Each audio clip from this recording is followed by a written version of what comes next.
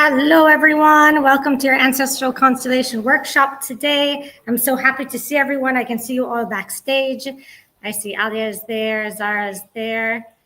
I see Bree, Denise is all there. Very good. Lily's there. Lily, I was mentioning to you, if you could please set up your camera. We need your camera. Hi, Bree. We got two Alias here today. Hi, Bengu. How are you? Awesome. Very good. So we have our private chat going on in the side. So you're more than welcome to talk over there if you need to. But everyone is going to be joining me on stage in just a minute. Right now, you guys are all backstage. And we're going to just talk a little bit about Ancestral Constellation first before we get started. And we're going to bring you all out. And you guys are going to start doing what we need to do to help you to get to the best place possible. So let's start out with what is Ancestral Constellation. So Ancestral Constellation is basically, it's a profound therapeutic and a profound therapy that, that was made and created by a guy named Bert. So he was a German, he was actually a German psychologist. He was a priest before he left and became a psychologist. And he actually went and studied with the Zulu tribes in Africa. And what he noticed while he was studying is that they were very connected with their ancestors. They would do rituals with their ancestors. And he noticed that these people didn't hold much trauma. They didn't hold much physical pain. There wasn't any illness. There wasn't any frustrations or any depressions or any anxieties or anything like that. And they would do such profound spiritual connections with their ancestry, and that was what he led to realize was what was healing and curing all these diseases that they could have. Disease, I mean dis-ease, in a sense where anxiety, stress, cancers, all of those things are all disease. They're not our bodies working in alignment with each other. So, like I mentioned, developed by a guy named Bert Hellinger in the 1990s. He worked with lots of families after that. He worked with the indigenous tribes, like I mentioned, in South Africa, the Zulu tribe. And like I said, he worked on it and he realized that ancestry is one of the keys to healing. So that's why we're here today. We're here to kind of go through our ancestry and work on healing it. So in Ancestral Constellation, the core principle of it is that we are entangled in our family system through unconscious loyalties and bonds. So we're tangled through epigenetics, through our DNA. We are entangled in our family. It has also just been proven, science is catching up to all of this, to say how we not only carry traits like brown eyes or brown hair or hair color, skin color, our nose shape, physical things. We also carry emotional bonds with our family members. Are we a depressed person and we don't know why, because our life is flowing so great, but why are we going through something like that? Do we have these intrusive thoughts that we know are not ours? It could all be coming through epigenetics.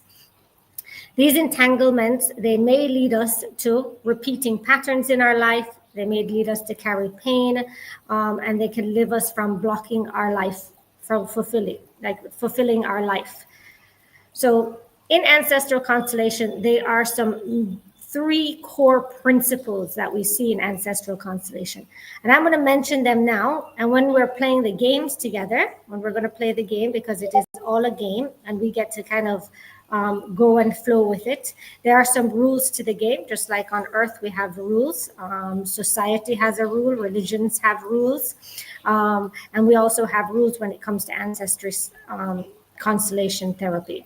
So the first one is that the first rule that we have to understand, or the law that we have to understand, is that everyone belongs. Everyone belongs. Every member has the right to belong. So no one should be excluded from the family system, whether due to like shame or secret marriages or abortions or early death, mental illness, crime. And you say, I don't speak to my father, or my father disowned his grandfather, or there was an abortion and we don't talk about that, or my great grandma had a miscarriage. Those are some things that we might have where the person didn't feel like they belong. So if people don't feel like they belong, what happens is that they can entangle on someone, you, and it can make you feel something in your life. If someone is excluded from the family, later generations, they can unconsciously, you can carry this feeling of repeating their fate or repeating identity with their pain. So you could lose your identity, you could lose who you are. So in a healing atmosphere, how we would heal that is we would acknowledge and honor the family member. And we can, even those who are forgotten, even those who have been disowned, and this can help to restore balance. So that's one of the laws. Everyone belongs. The second law is order. There is a hierarchy and there is an order that our family constellation must follow. There is a role that each person must play. For example, a parent plays the role before a child. Older siblings play a role over the younger siblings. When a child takes on the emotional burden of their parent, called parentifying, right? That can cause some type of chaos to happen. So a parent is a parent, a child is a child. An older sibling, if a younger sibling starts to dominate an older sibling, that can also cause some form of chaos. So it must have a hierarchy. Again, you chose to be who you are in the lineage of the family. If you're not the eldest, if you're the youngest, you chose this place in the family tree. And we must restore proper order. So the healing would be restoring proper order. You are my mother, you are my father, I am your child. And we would say healing words to restore the order of the hierarchy of the family. Now, the third rule that we have to always think about when we're doing family constellation is giving and taking. That's a rule of giving and taking. It has to have a balance in relationships. In pair relationships, for example, in couples, in siblings, with friends, the balance between giving and taking is very vital. It has to be very even. In a parent-child relationship, it's a little bit different. Parents must give and the child must receive. That's it. A child does not need to owe the parent anything. A child does not need to have to give back to their parent. They only need to work on giving forward. We don't give back. So I would give to my children. My parent would give to me. I don't need to give back to my parent. It is not my job as a child to give back to my parent. You're more than welcome to give to your parent, but it's not your job to give to your parent. Okay, it's not obligatory to give to a parent. All right, we can do it out of our own heart. It shouldn't have to be a burden.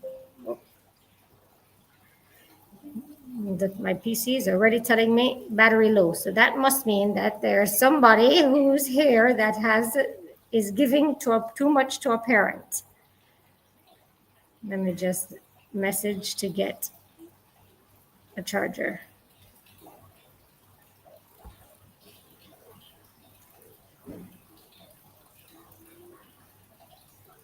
Okay, perfect.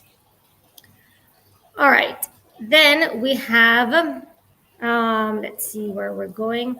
Okay, let's go into the 5 key support systems that Ancestral Constellation helps to support. Because everybody's like, why am I here? How am I going to get help? What do I need to get help with? How can Ancestral Constellation help me? How does it help me? Okay, so Ancestral Constellation, there's 5 key aspects or 5 key elements that Ancestral Constellation can help you with. The first one is love and relationships. Okay, it can reveal entanglements with past partners. It can reveal miscarried siblings. It can reveal parents that are blocked with intimacy. It can reveal if you have a fear of commitment in some way. Thank you so much. Plug it in and then just right here, please.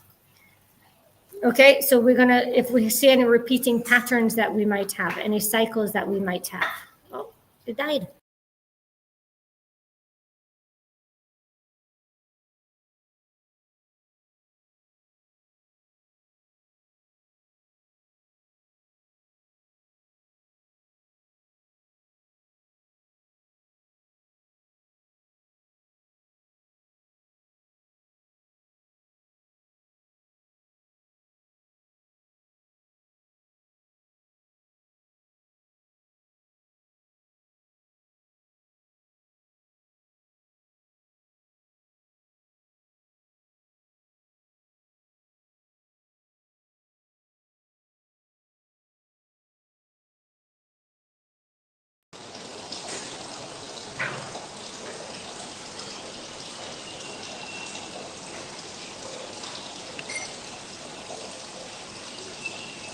Okay, sorry about that. We're going live again. My computer just died, and we are going to get started again with everything.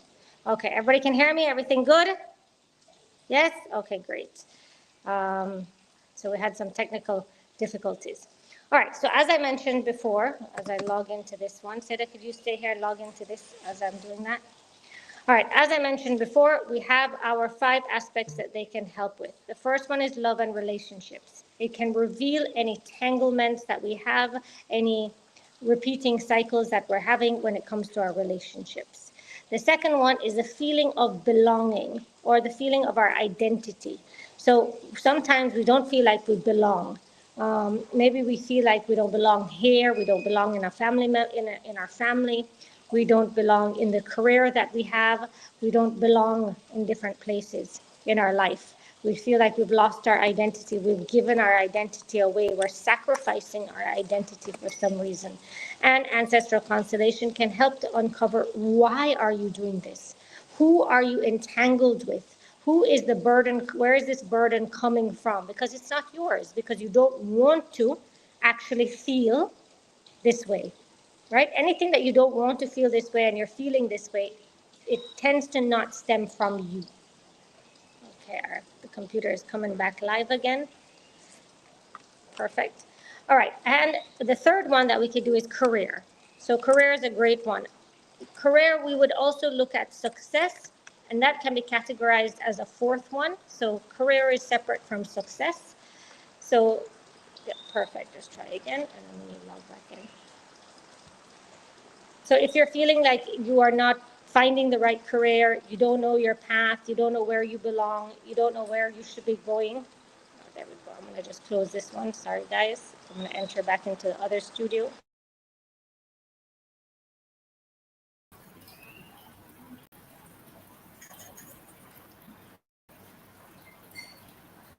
Okay. All right. So like I mentioned, career is another very big one. Career and success. Whatever rejections you may have in your career, whatever hesitations or hiccups that you might have in your career, maybe you don't even know what you want to do, maybe you feel like you're on the wrong path. This can come from something where it is out of balance or out of harmony with family. Another one is finances and abundance. So maybe you're struggling with your finances. It can cover ancestral burdens or ancestral patterns that are around sacrificing or guilt around success, or subconscious loyalties that we might have. Like maybe we had a family member who was not very successful, and we feel that it's going to be wrong for us to be more successful than them. So unconsciously, subconsciously, we are loyal to following that type of pattern, right? And that's something that that we can discover through this type of healing work.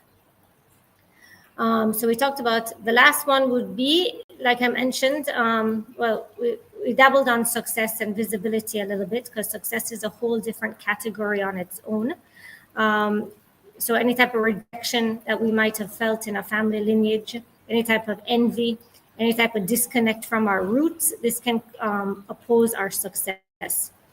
Now, the last one would be physical pain and illnesses. So physical pain and illnesses, any kind of chronic conditions that we may carry emotionally or physically. We can have an overwhelming feeling of grief, of trauma, or guilt that can be sent down through our lineage, and we can be holding on to that and manifesting out. For example, unexplained pain, fatigue, loss of appetite, eating problems, anything that comes out on the physical, we can track it back down to ancestry. Illnesses that mirror our ancestors. So if our ancestors, for example, we can have like an ancestor who went through a famine or a place where they starved to death, we subconsciously and with our loyalty, we would have an eating disorder. Okay, whether it is eating too much because our ancestors had a problem with not having enough food, so we binge eat, or we don't eat at all because we're being loyal to them. So those are some of the things that ancestral constellations can help with. It brings the unconscious patterns into the conscious. It restores love and flow in our family system. We free us from burdens that we are carrying unconsciously. And it also reconnects us with our ancestors in a respectful and healing way. So these are the things that ancestral constellations can really help to identify. Now, how does this work? We're going to play a game together. And in the game that we play, we are going to ask you to maintain your position or your character, your role on feelings only. Okay? Work on feelings, not really too much on the logical thinking process. Work on your feelings. So most of the time I will ask you, how do you feel? How do you feel? How does that let you feel? Anything that pops in your mind, if you're thinking about, I don't know why I'm thinking about something that happened to me the other day when I was driving in the car and this song came on, and just whatever pops in your mind, work with that. Don't let your logical mind try to sabotage you through this, okay? Because it will try to come through to say, I don't know what I feel, I don't know what I'm doing. Just work on, and even I don't know, it also works too. So don't worry about putting too much pressure on you. It's all a game, and it's perfectly played. I do this with ladies at my house. I try to host it once a month. Alia Diaz, she comes to them here, and we have really great outcomes. We have great experiences. It's just so beautiful, the healing that takes place in the games that we play together. So what we're going to do now is we're going to get started. I'm going to invite each person on stage with us, and we're going to start doing that. Before we do that, I would just like us to just take a few minutes to close our eyes. Well, I'm going to play a little video. Let's open our eyes first. Don't close your eyes yet. I'm going to play this video that was in the introduction. And there's a part of the video where you can see all the stars being connected. Okay? And for a moment, when the video stops, I would like for you to close your eyes and just imagine yourself as one of those stars, and each star a part of your ancestral lineage. So you can see yourself, you can track back, you're going to see your parents, you're going to see your grandparents, you're going to see your great-grandparents, you're going to see the great-great-grandparents, and you're going to go as far back as you can go until we open our eyes again. Okay? Because we're going to bring in all of our ancestors to be with us today. We're going to ask them to come in, and we're going to ask them to do some work and some healing work with us. So here's the video.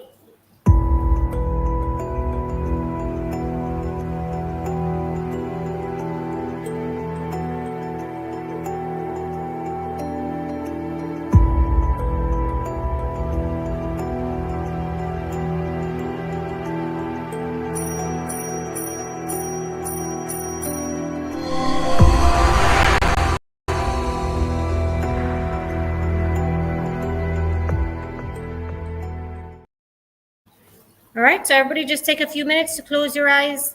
Just imagine your ancestors coming in. Take a deep breath. Still yourself. Be present in the moment.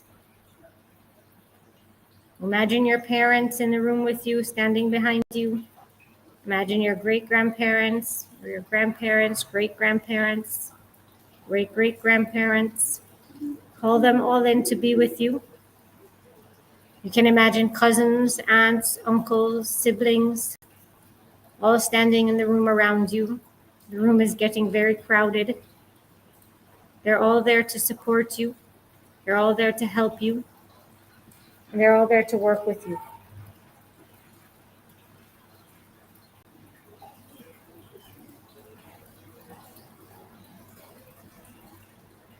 Perfect.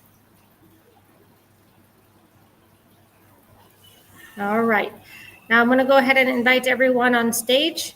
We can start by introducing ourselves. Here we go. Hello, hello, hello. If you don't have your camera on, please put the camera on so that we can see you and play the game. All right, awesome. Hello, everyone. Welcome, welcome, welcome. Hi, Alia. How are you? Hi, Denise. Hi. Hi, Alia Diaz. Hi, Bree. Hi, Bengu. Hi, Nancy. How you doing? Hi, Zara. How are you? Awesome.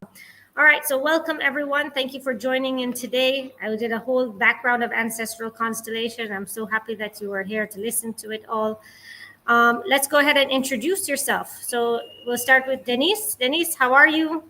Good. How are you? I'm good. So just tell us who you are and tell us what's your intention for our workshop today. My name is Denise, and my intention for this workshop is kind of just to let it flow, Okay. whatever that means. All right. To see what comes up for you. Yeah. Okay. Perfect. All right. Thank you very much, Denise. Alia, how are you? Alia Diaz. You got on. Yeah. Hi, Alia. Oh, I can't hear. No. Nope. Still can't hear. We'll come back. I'll come back to you in a minute, Alia, once you get that sorted. Hi, Bree. Hi. You look very comfortable. Yes, I'm lying down. Well, so introduce yourself. Tell us where you're calling from. Tell us what your intentions are for today. So my name is Briseda. I go by Bree for short. It's easier for everyone. I am from California, and it is pretty much whatever needs to happen. We're gonna go ahead and let it happen. If it is me that needs healing or it's someone else that needs healing, I'm just here to help and Awesome. see the process. Awesome. Thank you, Bree. Thank you. Alia Diaz, okay working? I think so. Hello, can you hear me? Yes, perfect. Hello, hola everybody. I'm from Spain. I live in Malaysia. We live in Kuala Lumpur, next to Bianca. I always been very had a calling for this constellation from my heart. So I've been seeing some healing and some release in my own family with this therapy. So I'm interested to be able to learn it and inshallah one day to teach it or to be part of these groups and help people to live with more harmony and Very good. how do you say more less burden maybe. Perfect. Thank you for being here. That's awesome. That's a great Thank you. intention.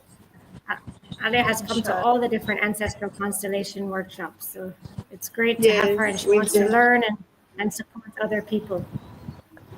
also with you, it's been very easy for me because I have experienced it before back in my country, but I feel I'm very connected to you. The way you explain it, the way you embrace it, it's just very natural. So I feel this is the place for me right now. So I like that. Very good. Thank you. Well, thank you for Yeah. being here and holding space for everyone. Thank you. Alhamdulillah. And let's go to the other Alia. Hi, Alia. How are you? Hi, I'm good. How Salam are you? alaikum. Salam. I'm from Malaysia as well. Hi, Alia.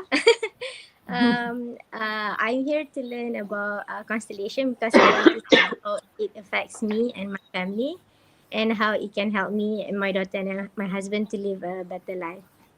Awesome. Very good. Thank you. Welcome. Hi, Zara. How are you? Hi, I'm doing great. Hi, everyone. I'm from New York, and today's intention was to honestly, I guess, connect to my family from the other side, and just I'm wanting to see what comes through, what messages comes through, if anything, and just understanding more of like this, I guess, this feeling that I have and this connection that I have to people that I have no idea what's going on, but I know that the struggles are the same, the feelings are the same.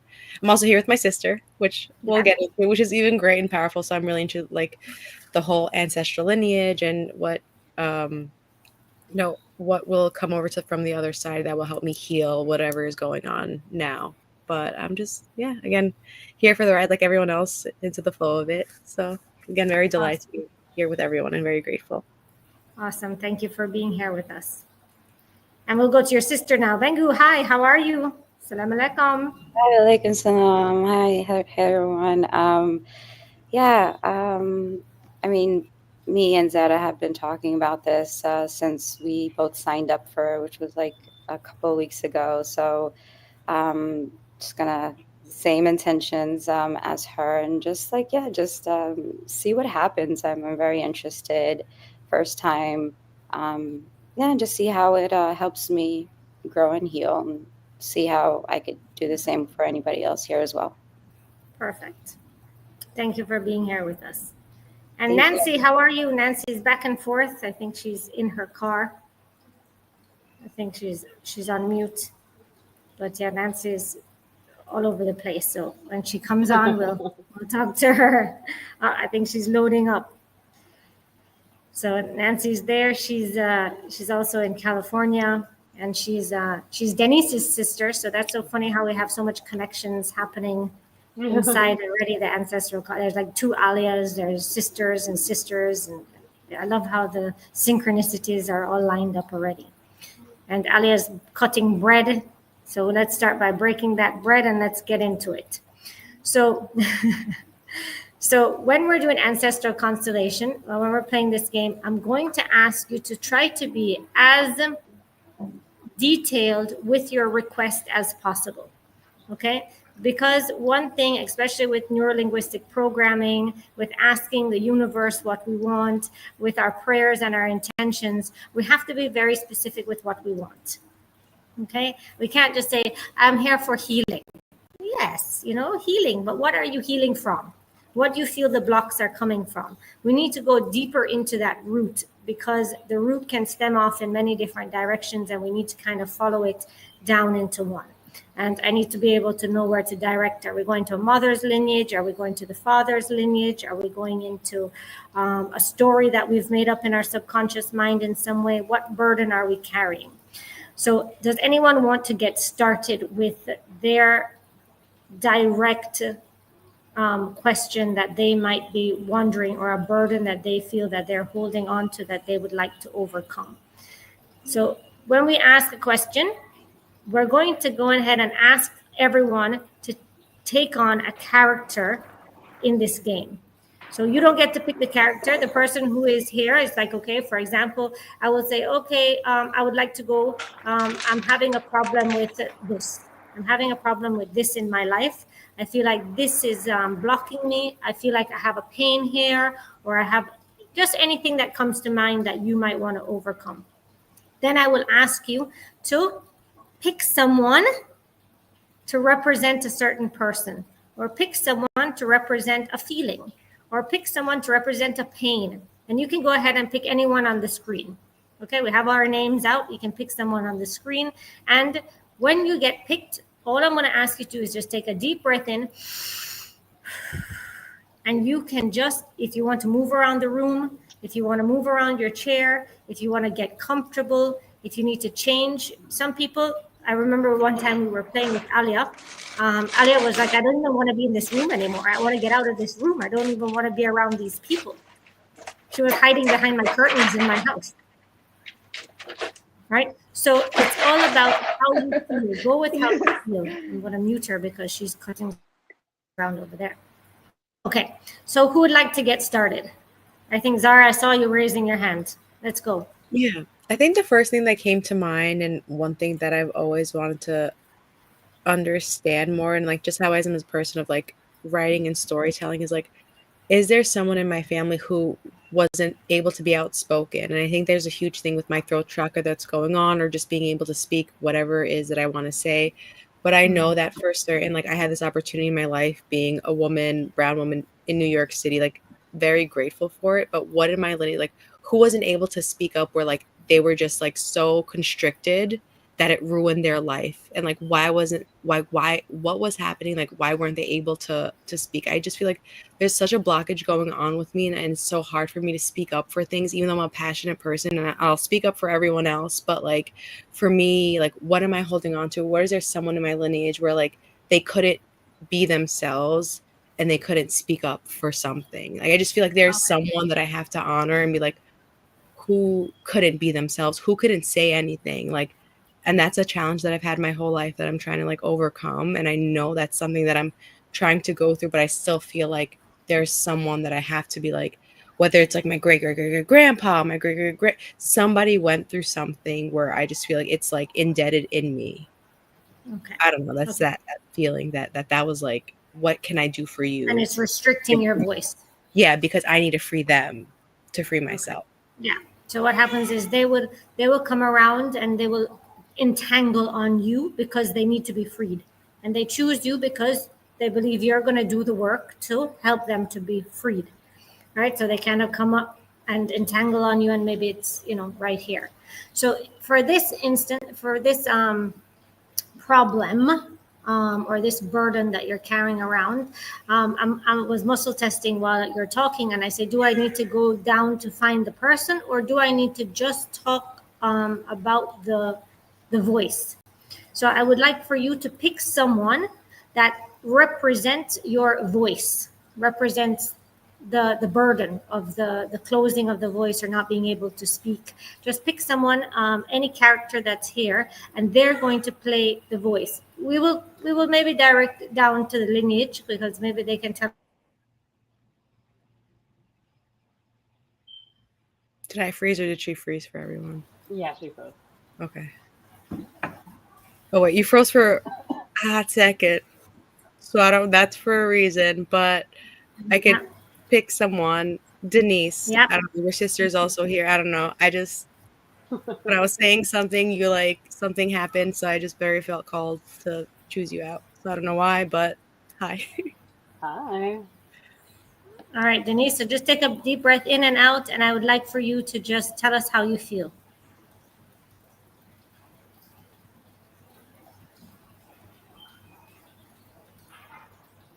Actually, when she was talking, I could feel my throat like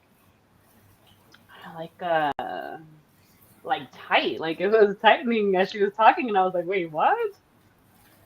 Yeah, like I can't speak. There's a lot of emotion. Like I want to cry feeling. Like the feeling when you want to cry and you can't, so you just hold it. Okay, so you feel like you want to cry, and you feel that you're holding in the tears. Yeah. Okay. All right. And I want you to just close your eyes for a moment. Take a deep breath in and out. Keep your eyes closed. And I want you to feel if you feel like you are a woman or if you feel like you're a man. I feel like I'm a man. Okay. Okay. So you feel like you're carrying on a male energy. Mm-hmm. All right. And why do you feel that you cannot speak?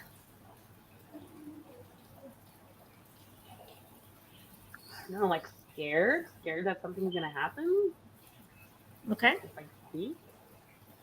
Scared that something's going to happen? Yeah, that something bad's gonna happen. If you speak, or that something bad is speak. happening and you can't speak about it? Like something bad is gonna happen if I speak. Okay. Okay. And Zara, how does that kind of play onto you and your family? I feel like maybe there were so many probably instances where they couldn't, because again, like being in a certain position of like man versus woman with men, like they're not able to express emotion and cry all the time. And like what you were saying, Denise, like you want to cry, but you can't, maybe because you were not taught to that was the right way to be with you. And like even though I'm a female, I grew up growing like, oh, like don't cry, or like hold it in, like don't show it, right? And I think that's a very masculine thing where like, and I am scared to speak up a lot, and like maybe it's coming from that, and like and I just, maybe it's that masculine male part where it's like they were just so scared to be emotional. And like also I'm emotional too, but like I can hold it together really well and like put on a mask like easy, but also cry baby, cry for everything, happiness, sadness, gratefulness, passion, like very emotive. Yeah. So Denise, you feel that you're not allowed to cry, or you don't want to cry, or what's the feeling that's coming up? I feel like I'm not allowed to cry. Mm. Yeah. And this is more of a masculine lineage, holding it together, like you mentioned, the feelings of not allowed to be speaking. Okay. All right. And let's see how far back are we going down. So are we coming from our mother's lineage? This is more coming from your father's lineage. Okay. So we're going down your father's lineage. 1, 2, 3, maybe 3 generations back. I have no idea who they even are or where they come from in the world, to be honest with, from the father side, 3 generations back, question mark. So that's me finding out more. So this is where we're coming from. It's kind of funny because when you look at Denise, doesn't it look like there's like a fire happening in the background? Like the light looks like it's like a flame or something. It looks like she's going through like, I don't know, there's like a fire happening. So it's very, I wouldn't be surprised if there was some type of fire happening or some type of fire happening in the background of that very. And I have to tell you, I just put my hands on the window like I was trying to hold myself. Okay. I don't know. Hold yourself. Why? Why did you feel like you had to hold yourself? Like I'm tired.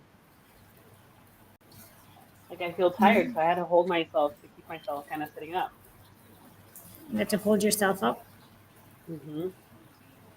All right. So you feel like you can't speak. You feel like you are holding yourself up. You feel like your emotions are suppressed. You feel like you want to cry, but it's kind of stuck in that throat area. Mm-hmm. Yeah. And what do you feel is going on around you? What's happening around you? Like there's a lot of chaos. It almost feels like a war, like I don't, like something chaos like that. Yeah. I don't know. Yeah, it feels like behind you there's like, it looks like chaos behind you right now when we're looking at you with the fan and the flames and everything. Like it looks kind of like a bomb is going off behind you in some way.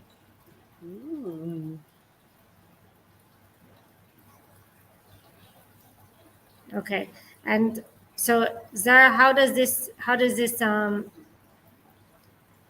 make you feel hearing all of that? I'm not surprised. I feel like this is like something that I was scared of my whole life and what I've been. Just I've always been scared of war and just being kidnapped and taken, and always like I've always just been scared of it. And like even asking my sister, like even my mom said something about like me dying in a fire or something. Like she said like something with a fire. That just like also when you said that there was a flame, I was like, and even my mom mentioned that like maybe a couple of weeks ago. And I was like, are you foretelling? Like, I was just like, don't even say something about a fire. Like, don't, because I love incense, the sage, like the Palo Santo. I'm just like, don't wish that on. But maybe it was something from before. Like, maybe I was a man in a war. Or this could be an ancestral thing. There must be someone in your family's lineage that was in a war. There was fire, but they had to be brave. They couldn't speak their truth. They couldn't speak out about it.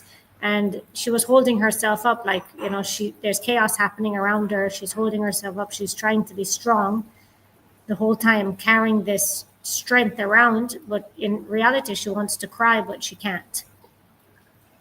So she suppressed her emotions. She suppressed her voice because it's like she's doing what she's supposed to do. When you have to go to war, like back in the day, or even I guess now, I mean, there's war like right now. You don't even have the choice. Like the men are obligated to go to war. Like you have to go to war. There's no voice. There's nothing you can talk about. You go to war. Even in Ukraine, I remember I have a sister-in-law. She's Ukrainian, and her parents, her parents and her siblings, they were able to travel, and the men to this day are not allowed to leave the country. Like they can't leave the country in case of war. They have to be there, right? So it's like they don't even have a choice. You're there, you're a man, you're going to be in this war. So Denise, how in your feelings, because most of the time when we're picked for this game, something in our insides, our soul resonates with this, right? It resonates with this person that she's talking about. How are you resonating with the feeling of this? Oh, good. Well, I feel like there's a lot of chaos in my life. Yeah. Like there's a lot of chaos. There's a lot of loudness. Um, I And do don't you know, feel but at like the you don't same have a time, there's voice in it? peace. I mean, I feel like I don't feel like I don't have a voice. I feel like we're like it's an evolution. Like there's something changing. There's something happening. There's I don't know, like almost growth within all the pain. Mm-hmm. You know. Yeah. So I, But I are think you, I you're, used to feel like constricted, like that same feeling I had when you asked me about that person, but it's not the same feeling I have anymore. Now I have a feeling, like my personal feeling is I feel like there's growth, there's like we're all just growing with all the pain that we're going through and everything that's happening. It's just growth, you know? so that you feel like the throat thing is lifting. Yeah. Yeah, very much. Yeah. So Zara, do you see how you've just acknowledged the person? Yeah, and I feel like there's tingling in my mouth. I don't know, but also like the cat joined us. Indigo also came when you were talking about like holding and just like I was like holding Indigo. I don't know, just Oh, I have well, goosebumps. I love the name Indigo, right? well yeah, she's yeah. Very good. Yeah. So when we play the game, just see how your body reacts, how your body interacts. You're like this area. Right here. We're working on this area, and because I feel when what I've been learning and seeing is that when we have an entanglement or a burden, it will be entrapped in our energy points. I think it will be entrapped in an energy point in our body. For example, the person will attach to the energy can attach to our throat chakra, or the energy can attach to our we say third eye, so be able to think about the future, or it'll be attached to the root, which is our finances or our stability. So different energy points in our bodies. They say in Sanskrit chakras, but it's just energy points. So it doesn't matter how you look at it. We do have energy points in our bodies that actually hold different emotions and feelings, and things manifest out from these energy points. So Denise, how do you feel now? Do you feel a little different? Do you feel the same? What are you feeling?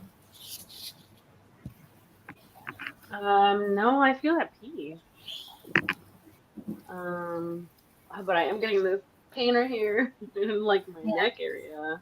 Yeah, no, the throat. But I feel at peace. A little confused. I don't know why.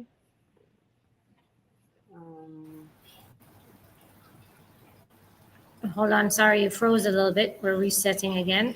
What did you say, Denise? I said I feel a little confused, like a little lost. Yeah. Okay, so let's put you in the right place. Okay. So Zara, what I would like you to say to your ancestor, so how we normally go through healing, right, is that the ancestor, it wants to be seen, it wants to be heard, it wants to be acknowledged, because you said question mark, like I don't even know who this person is, but apparently this person existed. This person was there. This person is a part of you, in your genes. So you can close your eyes. You can imagine the person standing in front of you, and you could just say, I see you. Out loud. I feel you. You could say it in your head if you want. You can say it out loud, whatever you'd like. You could say, I see you. I feel you. I understand that you went through trouble and hard times. I understand that you were forced to do things, but you are brave and you are strong. Your burdens are your burdens. My burdens are my burdens. Even though your voice was suppressed and you didn't have a voice, you showed how brave you were and how courageous you were. I thank you for that, and I set you free.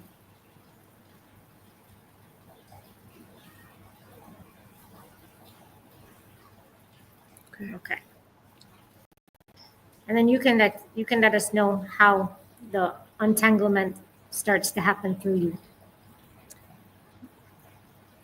I just feel like I saw this person whose features I made up that look close to pictures of family members that I thought, but I just felt like a light, like a bubble around me that you've always said, like the bubble, but like separating us. Like there was a light between us, and now I'm just like Not one.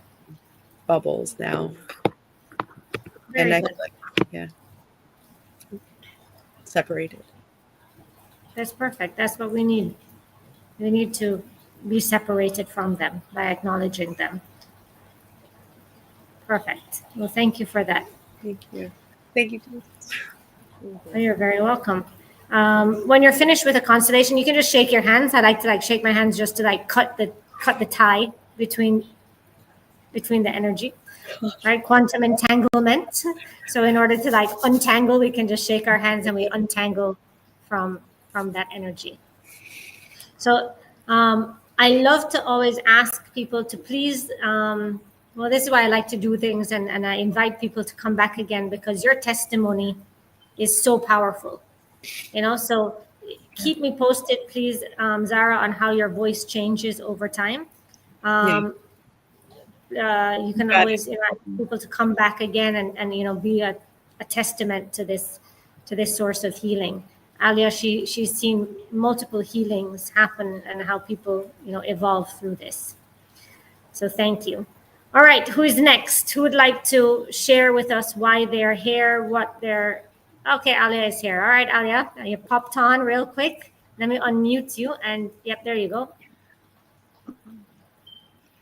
Hello, can you hear me? Yes, but you're not very loud. Okay. I'm sorry, I'm lying down here. That's I'm okay. just Don't be listening sorry to for my anything. body and trying to do what I feel like. Sorry, I was just doing breakfast for my little one. Moms are always busy and my kids are traveling, so I'm by myself with her. I've been really, really homesick these last few weeks because my mom is in Spain and my sisters. So I have come to a insight from my mother. Really, really is struggling. I am struggling a lot with this right now. It's because she is always there for us, but she never. Can you hear me? Yes. You're saying you're struggling. You're homesick. I'm struggling. Yes, and I miss my mom, but I have come to realize these days that we are 7 siblings and we all live far away from her. She never, ever called us. She never take the phone and call us. So we have to be always the one calling her. And I have spoken to my sisters and my siblings, and they all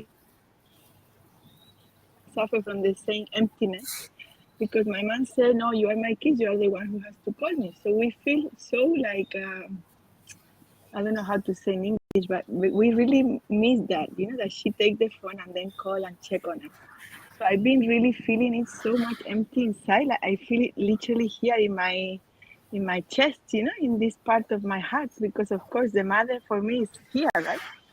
Yeah. And I don't know how to fix it because I'm trying to accept the way she is, but at the same time, my body is telling me how sad I feel by the fact that she doesn't take the time to call me. Yeah, I'm talking about me because we are 7 kids. But whenever I call her, she's always available. She's always there for me for anything. But the only problem, I told her already, I said, Mom, I need you to call me sometimes. I need you to check on the kids. Oh, no, Alia, you call me. I'm this way. You have to accept me. And I feel like I don't want to change her because, of course, that's the way. But as you say, parents have to be the one giving, right?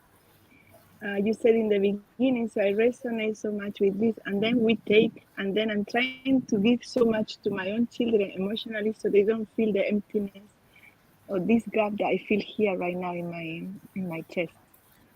Okay. So I've been traveling all my life. I have lived always away from my mother for 20 years, I think, or 20 years since I married. And I always go back to her. But she, I think in 20 or 22 years, she has never called me herself. And the other day I expressed myself and I say, Mom, going through this.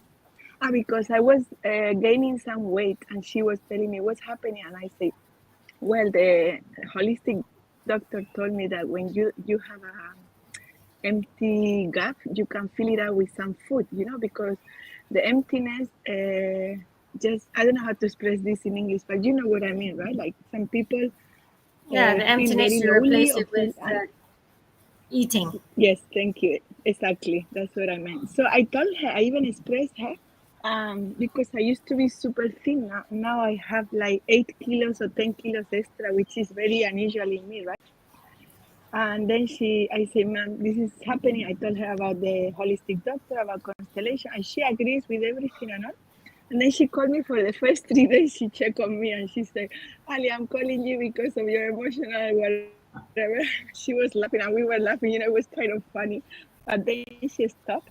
And then I say to her, Mom, I don't know why I feel like I need this from you. But I know also in her tree, her mother, so my grandmother, didn't give her any love, any type of expressive love. And then my other grandmother, the same with my grandmother. So it's a lineage in our tree from the women that we have actually come to realize, me and my sisters, that she has this background, then my grandma has this background. So it's coming far away, from us. So I would like to fix that because I feel really sad. It's so sad for me to feel this way. Yeah. Okay, so we want to first understand the communication that's missing between your mom and your siblings. Why she doesn't make the efforts to communicate. Yes, Alia? Because we all call, no, sorry, just cut. We just all call her whenever we need to talk to her, and but she said she doesn't have to call her children. That's how she said. So I feel like I am a mother of 4 children. I have 2 of them already live far away from me, and I know how a mother can feel when their children leave. So I have put myself in her own shoes. So I check on my kids sometimes. I call them. I say, "How are you guys doing? What's up?" I know they know I'm there for them, but I'm I have my daughter for 8 months. She went to Istanbul. She was only 14 years old, and I check on her all the time. And I say, Laila, you okay? What's going on? I'm a mother, so I feel it's my obligation, and I need to know how she is. For me, it's important. But my Yeah. mom, she knows we're gonna call her at some point, so she doesn't. But it's really, really strange because we have told her, and she still make excuses. She's like, "No, you guys call me. You have to accept the way I am." And I feel like I'm a mother as well, and I know how I am with my own children. I have 3 teenagers. I have to be. I'm not the type of mother that, oh, my kids. No, I let them be, but of course I check. Yeah. So you So feel, and you yeah, feel that the lack of concern or the lack of care, your mom not making would that be attention. Yeah, maybe lack of yeah. attention would be because when we are with her, now I'm going to be there. She's always cooking for us. She's always taking care of us. But I think the emotional part and communication, as you said, is really lacking. Okay, and you feel that how it's manifesting out through you is that you are eating for comfort. Yes, I've been doing that. Yes, I think so. I didn't realize until recently, and I say, oh my God, I never done this before in my life. But this time I feel, yeah, it's expressing like this in my body. Okay, so let's go Especially ahead and carbs because they are like comfort food. yeah, carbs are very heavy foods. All right, so do we need to pick someone to play your mom?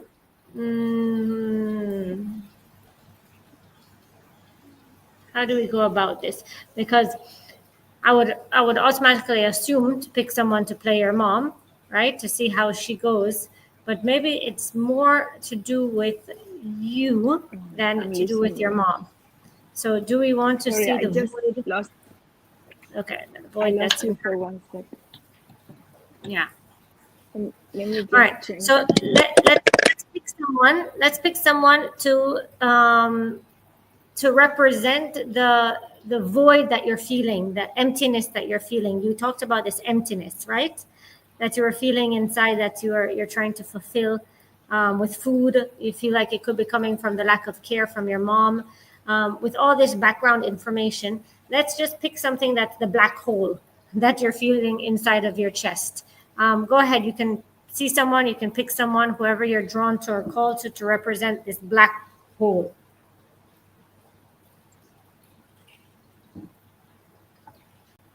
We can't hear you, Alia.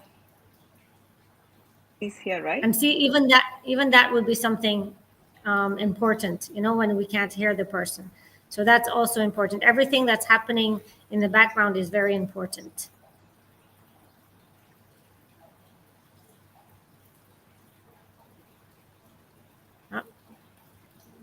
There we go. We entered the black hole. She turned black and she came back. I'm sorry, my connection in Don't be this room sorry. is a bit This is bad. what's supposed to happen. There's no apologizing allowed in Ancestral Constellation unless you're. Thank you. So it's just There's no apologies. Okay, so pick someone to be your black hole. I was just saying, since you cannot hear me, there are 5 ladies in this screen, right? 5 ladies. Yes, I can pick. yes. Okay, it's because I've never done constellation online. I feel a bit awkward. Let me try to I know. focus on the energies, because for me it's about energy. So this lady I cannot see, which is in a very black hole. Probably she's Bree? gonna be the one. I don't know. Yeah. I cannot even see her name. It's down Bianca. Yeah, Wait, that's Bree. I don't know what's. Okay, Bree, take your Bree? deep breath Okay. in and out and go ahead.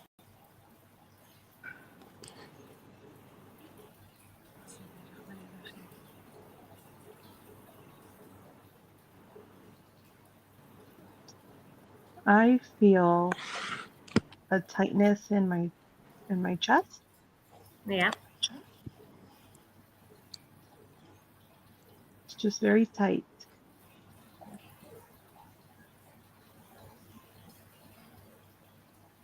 I feel like I want to maybe cry, but I'm holding it back. Like it's in the back and I'm just trying not to, and it's just very tight chest.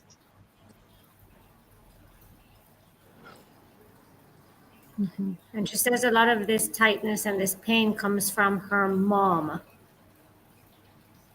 Yeah.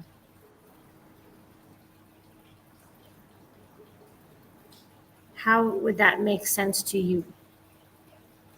Well, I resonate with it. Yes. Does that make you feel being picked in that situation? I kind of had a feeling she was. Yeah. Just, like I said, just very tight, tears holding back. And there's just a tightness that's very like firm, like holding emotion in a sense, I guess. Just holding it back, not wanting to show emotion. Like I want someone to show me emotion, but I don't want to show it back. Okay. And Alia, how does that resonate with you in some way? Yeah, it's like we get along so well, me and my mom, but we don't really communicate feelings. Even though I'm super expressive, but she doesn't allow me, or she doesn't receive me. That would be the right word, I think. She doesn't receive me. Okay. So why does she not receive you? Like, why do you feel? What do you mean by receiving you? I try to empathize with her because I know she didn't have her mom for herself as well. She never counted on her mom. My grandma was detached completely from her. but that's not my fault, you know. I'm trying to be very compassionate with everybody, but I'm suffering the sadness and the consequences. So I need to restart this communication or whatever relationship it is. You know? It's like when I'm with my mom, I feel I am the mother. This is what I feel. I don't feel I'm the daughter. You know. Okay. Okay, so you see in ancestral Because I'm constellation, do you see taking how care that's of her. wrong? Yeah. Yeah.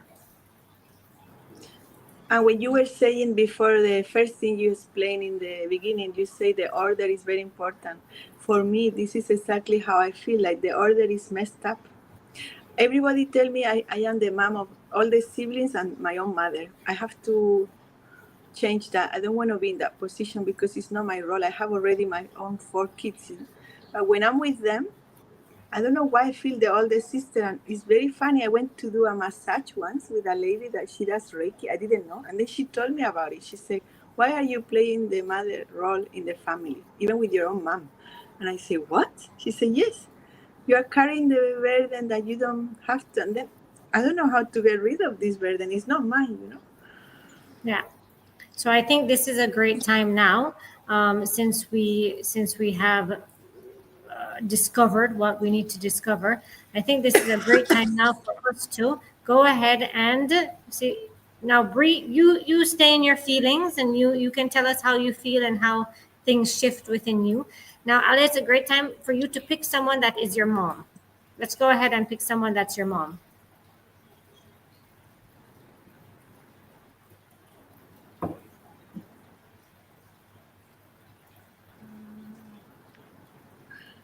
Dennis.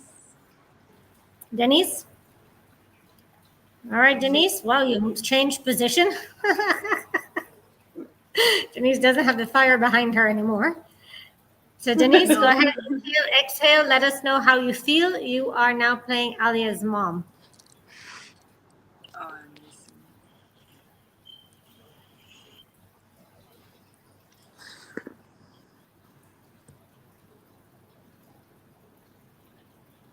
I feel like one, I want to get into a fetal position. Like I want to be the one that's also like I'm also missing my mother's love. Like I'm also missing that warmth that she's looking for. Like a little girl who just wanted to feel safe and warm and loved. So you automatically said you want to go into fetal position. So you want to go into childhood. Like you Uh-huh. want to go back to when you were a little girl. hmm hmm Yeah. And you don't feel like you received love or you want love. I want love. Like that's all I want. Okay. All right. So we're going into, this is going to be your mom as a child. So I would like you to pick one more person that needs to come in. You need to pick your grandmother, your mother's mom.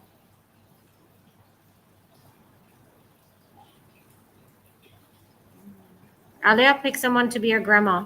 You're the mother, the mom of your mom, your Yeah, I'm abuelita. trying to feel it. Um, and I'm very disturbed with this connection. It's disconnecting suddenly. That's okay. That's what needs to happen. Don't worry about it. When we disconnect and reconnect, things are shifting. Inshallah, I mean. My grandmother. What happened to this lady? I don't see her at all. The one, what's her name? Bree? No, Benjamin? Yeah, I cannot see her. She's so dark in my camera. I don't know how she shows in yours. Yep. Yep. She's so dark. We've gone into that's your dark place. We're going down into the deep, dark place that is inside of you. It's gotten darker and darker as we've gone through it. Right. Um, my grandma is going to be Zara. Okay, Zara, you are playing the role of the grandma. Take a deep breath in and out and let us know how you feel. So I also had a feeling that I was going to get chosen, and when you were choosing something, my feet started throbbing. I don't know what it is, the right one especially too. And I've been moving it around ever since you were talking. Like I was feeling uncomfortable with how I was sitting, but right before you were speaking, my feet started like in Turkish, it's like there's like a throbbing, like dunk, dunk, dunk, something with that. And that's the feeling. And I feel like with groundedness, like maybe she didn't have stability or something where like no emotion because you just have to be on the earth, like the reality of things. And I just feel like that blocked her off from being a mother or having emotion because like it needs to have the realness of being on, I don't know, with something with feet and being on the ground and grounding because the topic started. So Alia, how does that make sense to you? This is very funny, because I know very, very, very little things about my grandma because I don't know her. I didn't know her even when she was alive. We didn't have relationship, but it's the only thing I know, subhanallah. My mom used to say that she used to walk on super high heels that she could not even hold or maintain herself because she suffered from Juanetes. You know Juanetes? It's this thing that you get in your toe, in your thumb, that is like a Bunion? Is it a bunion? Bunion. I have bunion pains also. Yes, So yes, I think so because she used to wear their super narrow heels and super high that she couldn't even walk. But even though she wouldn't care about her feet, that she would still carry them to look pretty and tall because she was super short. So I okay, think and she I'm had this feet issue that you just mentioned. I was like, Subhanallah. subhanallah This even is times what two. the only thing I know about her. Very little thing. I know this is very, very funny. You say this, because I don't think she was ever grounded because she's walking on these high heels with the Juanete. Juanete is actually so painful. Yeah, I don't know in English. I want to get surgery for it. I'm like trying to get into. This Really? is more insane, and my sister can be the witness. Today I put on heels, and I was like, I never wear heels. Like maybe I'll find a guy who's as tall and I can wear my heels around. Maybe I should practice. I put on heels today. I don't wear heels. Earlier today, I was walking around and I was like, oh, maybe I should practice and walk around in it because I'm trying to figure out my balance and my hips and walking properly. And I said, I never wear, maybe I should practice and ask my sister because this was 6 hours ago. Literally, I put on Are you heels, walking sure? around the house. Subhanallah. I'm 5'8". I'm tall. I'm a big woman. That's also where I'm just like, I'm more of a presence. I'm bigger. I don't normally wear heels because it's like for men it emasculates them or what have you. And like, I'm always on the go. Like my bunions hurt. But like, oh, I was like, oh, I should practice Yes. heels today. Wow. That's insane that you talked Wow. about that's the thing when you were speaking, it started throbbing and hurting like even more for no reason. Yeah. Literally 6 hours ago, I asked my sister, she's here. So Okay. I was walking around in heels in the house. Heels Bree's coming into light now, so I think that we are definitely on the right track because Bree has now come back in the picture. Now, when you mentioned something about you being a big woman and your grandma being a small woman, that's when Bree started to come into the picture. Because you went, I'm a very big woman, right? And all of a sudden, Bree went, whoop, and she appeared, right? So, and Alia mentioned her grandma was a very small woman, but wanted to be seen and wanted to be bigger than she is. So she forced herself to wear these heels in a very painful situation to be a bigger woman than what she is. Okay? So because my grandfather was super tall. So I think she feels like she needs to be, tall enough to match him or something. So Zara, how do you feel being a big woman? I think the grandma needs to hear how it feels to be a big woman.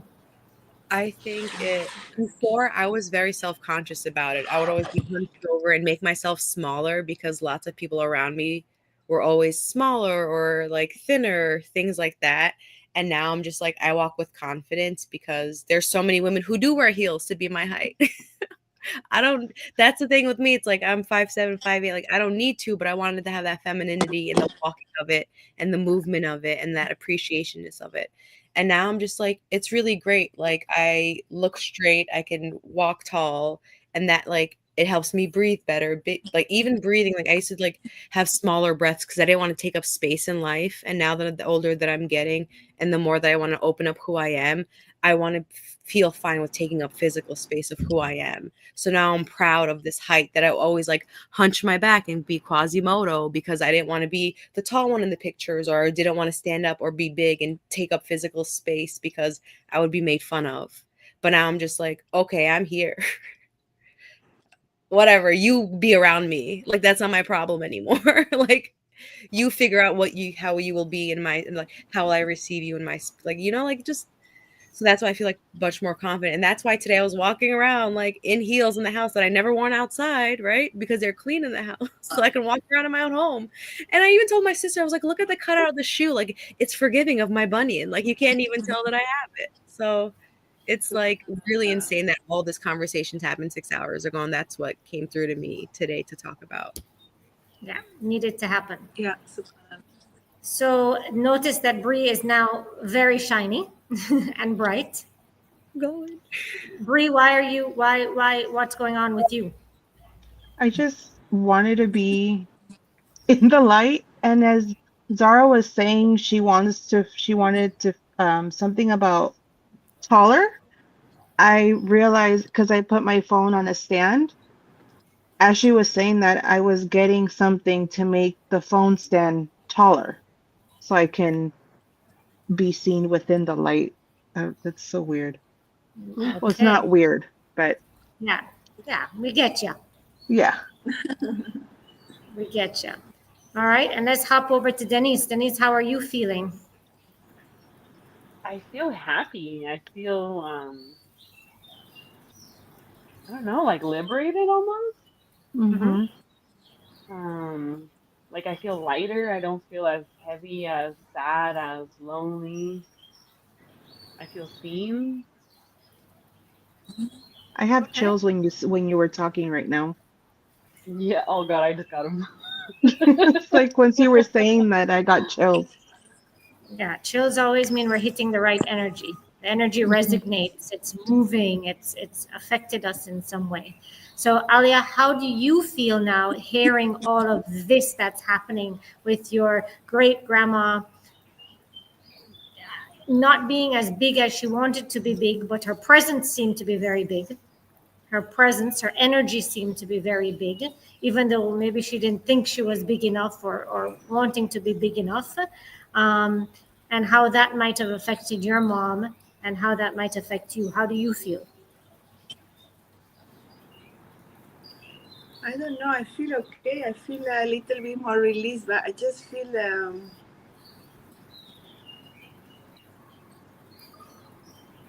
more something else. I need something else. I need more. You need more. See? Sorry. I think Yeah, we we're need not to finished. speak. Yeah. Yeah, I know. Yeah. So definitely there's something that's lacking where your grandmother feels that maybe she wasn't seen, maybe she wasn't heard, maybe she was trying to suppress herself, maybe she was burdened by the fact that she was a mother, right? She didn't give the love, she didn't give a lot of love because Denise felt like she didn't receive love. She wanted more love. We went into the childhood, right? And also through you're carrying around this mom where you have to mother her. You have to give your mom extra love, extra attention, extra support. You have to be the support system for everyone. I do, And but walking I on do it out heels of is love. very unstable. Sorry. Yeah. All right. So let's go ahead and let's use some healing words to help us out with this.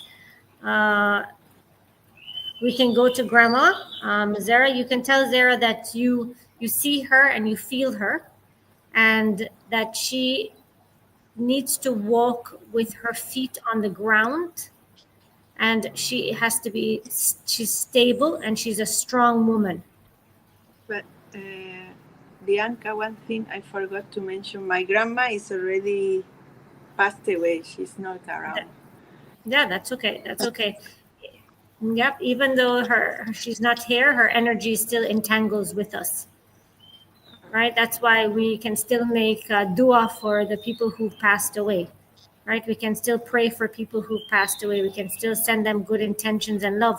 You know, it's a beautiful thing where they say that you can have someone. You could be in heaven, right? So we can all die. I can go to heaven, and my friend or a family member can be in hell, for example. They could be in hell. They could be in a very bad place.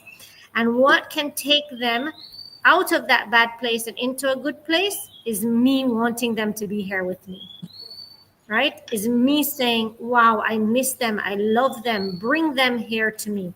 Bring them. And then they can be taken from one place and they can be brought into another place just by our wants and our thoughts and our intentions towards them. Saying, no, they were a good friend to me, or no, they're my grandma and I love them. Even though they were like this, even though she was more into her heels and walking around, you know, unstable, blah, blah, blah, you know, and being that way and not giving the love that her children might need. She was my grandmother. She created me. She is a part of me. I love her. I need her in my life. She's someone special. And Bianca, can I say something else I think is very important I didn't share? My mom always complained because obviously her relationship with her mom was very bad. She always complained, and she used to say to us, to her kids, that her mother was very jealous of her. And this is, I feel with my mom, with me, she's a little bit like this. I don't know why, but I can feel a little bit. And I feel, of course, coming from the same line and from the same thing. So I need to mention it in order to release it, inshallah. yes, yes. Bismillah. Zara, how do you feel that when you hear that? Like, how does that? Because you're playing that role of the jealous grandma. I just got like a gut feeling, like it just something dropped in my stomach. Where I don't think she she didn't know what she was doing. Maybe she's so self-absorbed and like so on her looks, on her heels, and like just didn't understand how to be a mom because she was just very like I don't know. I just feel like it was like a mic drop, and it was like, oh shit, maybe I didn't even realize that type of moment. Like something in me dropped, and like literally, I felt something like a gut reaction, like oh my god. And I'm wondering, maybe she was just so stuck, like in her own tunnel vision and didn't realize how to be a mother. Maybe again, it was something from a deeper lineage where she was, but I just feel like she maybe was so not even aware at her own actions. And then your mother maybe internalized it and then is kind of carrying it out on you on purpose. But she's a little bit more aware than her mother was. But I don't think her mother, I think her mother saw one example of something of womanhood and that's what it was, but couldn't like, I guess, step up. Because when you said that, it was like kind of like a surprise. Like I was like, oh, but it was like a You were strong unintentionally doing it, like you weren't doing it on purpose. It went from like that tight chest that everyone was feeling, like it just dropped very low to like that root. So maybe it was just in her instinct not to know. I don't know. That's what I felt. It dropped like something just very low, and it was like, oh my god, I wasn't. You know when you're like, if someone's very offended when they didn't even know what their natural being like hurt someone's feet. It was just kind of like, oh, a very off guard comment that I felt like. And sometimes with people, it's like they just don't know how badly they're treating other people. And now I feel like a weird feeling back here. I don't know. I just started getting tingles in the back of my head, so I don't know what that means. But Perfect. I love the tingles. it's Energy's moving. right here, the back, yeah. So Energy's moving. there because I don't know more else to put that. Just what I want to explain how I feel. Perfect.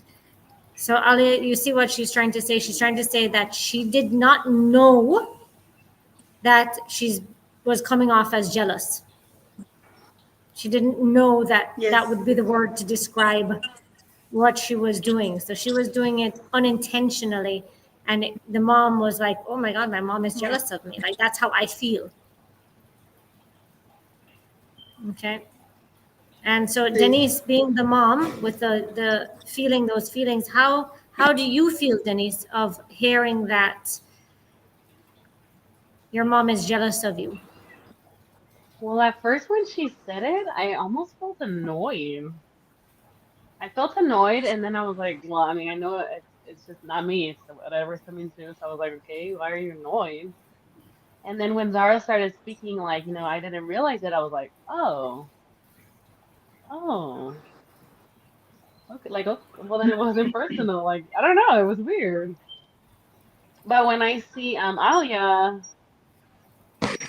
every time she moves, I keep feeling like be here because we're all here, like, and we're all here for you for whatever. And that's just what's coming through. I don't know. So you Like, feel be that here, she's listen, moving to be listen, away. because yeah, like listen because we're all here. Like we're here for you, so listen or acknowledge it, or I don't know, like just listen. I guess that's all I want to say is like listen, take it in, because Listen. I don't know, No, but things are yeah, I happening. know that. I know my mom. You are there for me. I know this so well. Every time I need my mom, she's there. Subhanallah, alhamdulillah. Anything she's doing, in the middle of cooking, in the middle of something, I call her. She's available for me, and I know that, and I appreciate it. But it's just I think it's my inner child. And look who is coming to hold her. That's your I inner need to hold child right her. there. There's your Little inner one. child.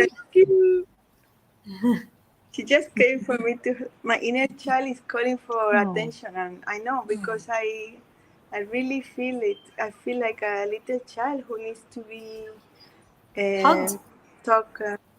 Yeah, to be cuddled or to be told, I love you. You are here for me. Subhanallah. Look, my daughter was on the screen for 1 hour. Now she just came to me. I'm standing Yeah. because I'm trying to get the connection. Yeah. You see how she's moving around because she's lacking the connection, right? And Denise, you're like, stop moving. We're trying to connect with you. Like, feel the connection.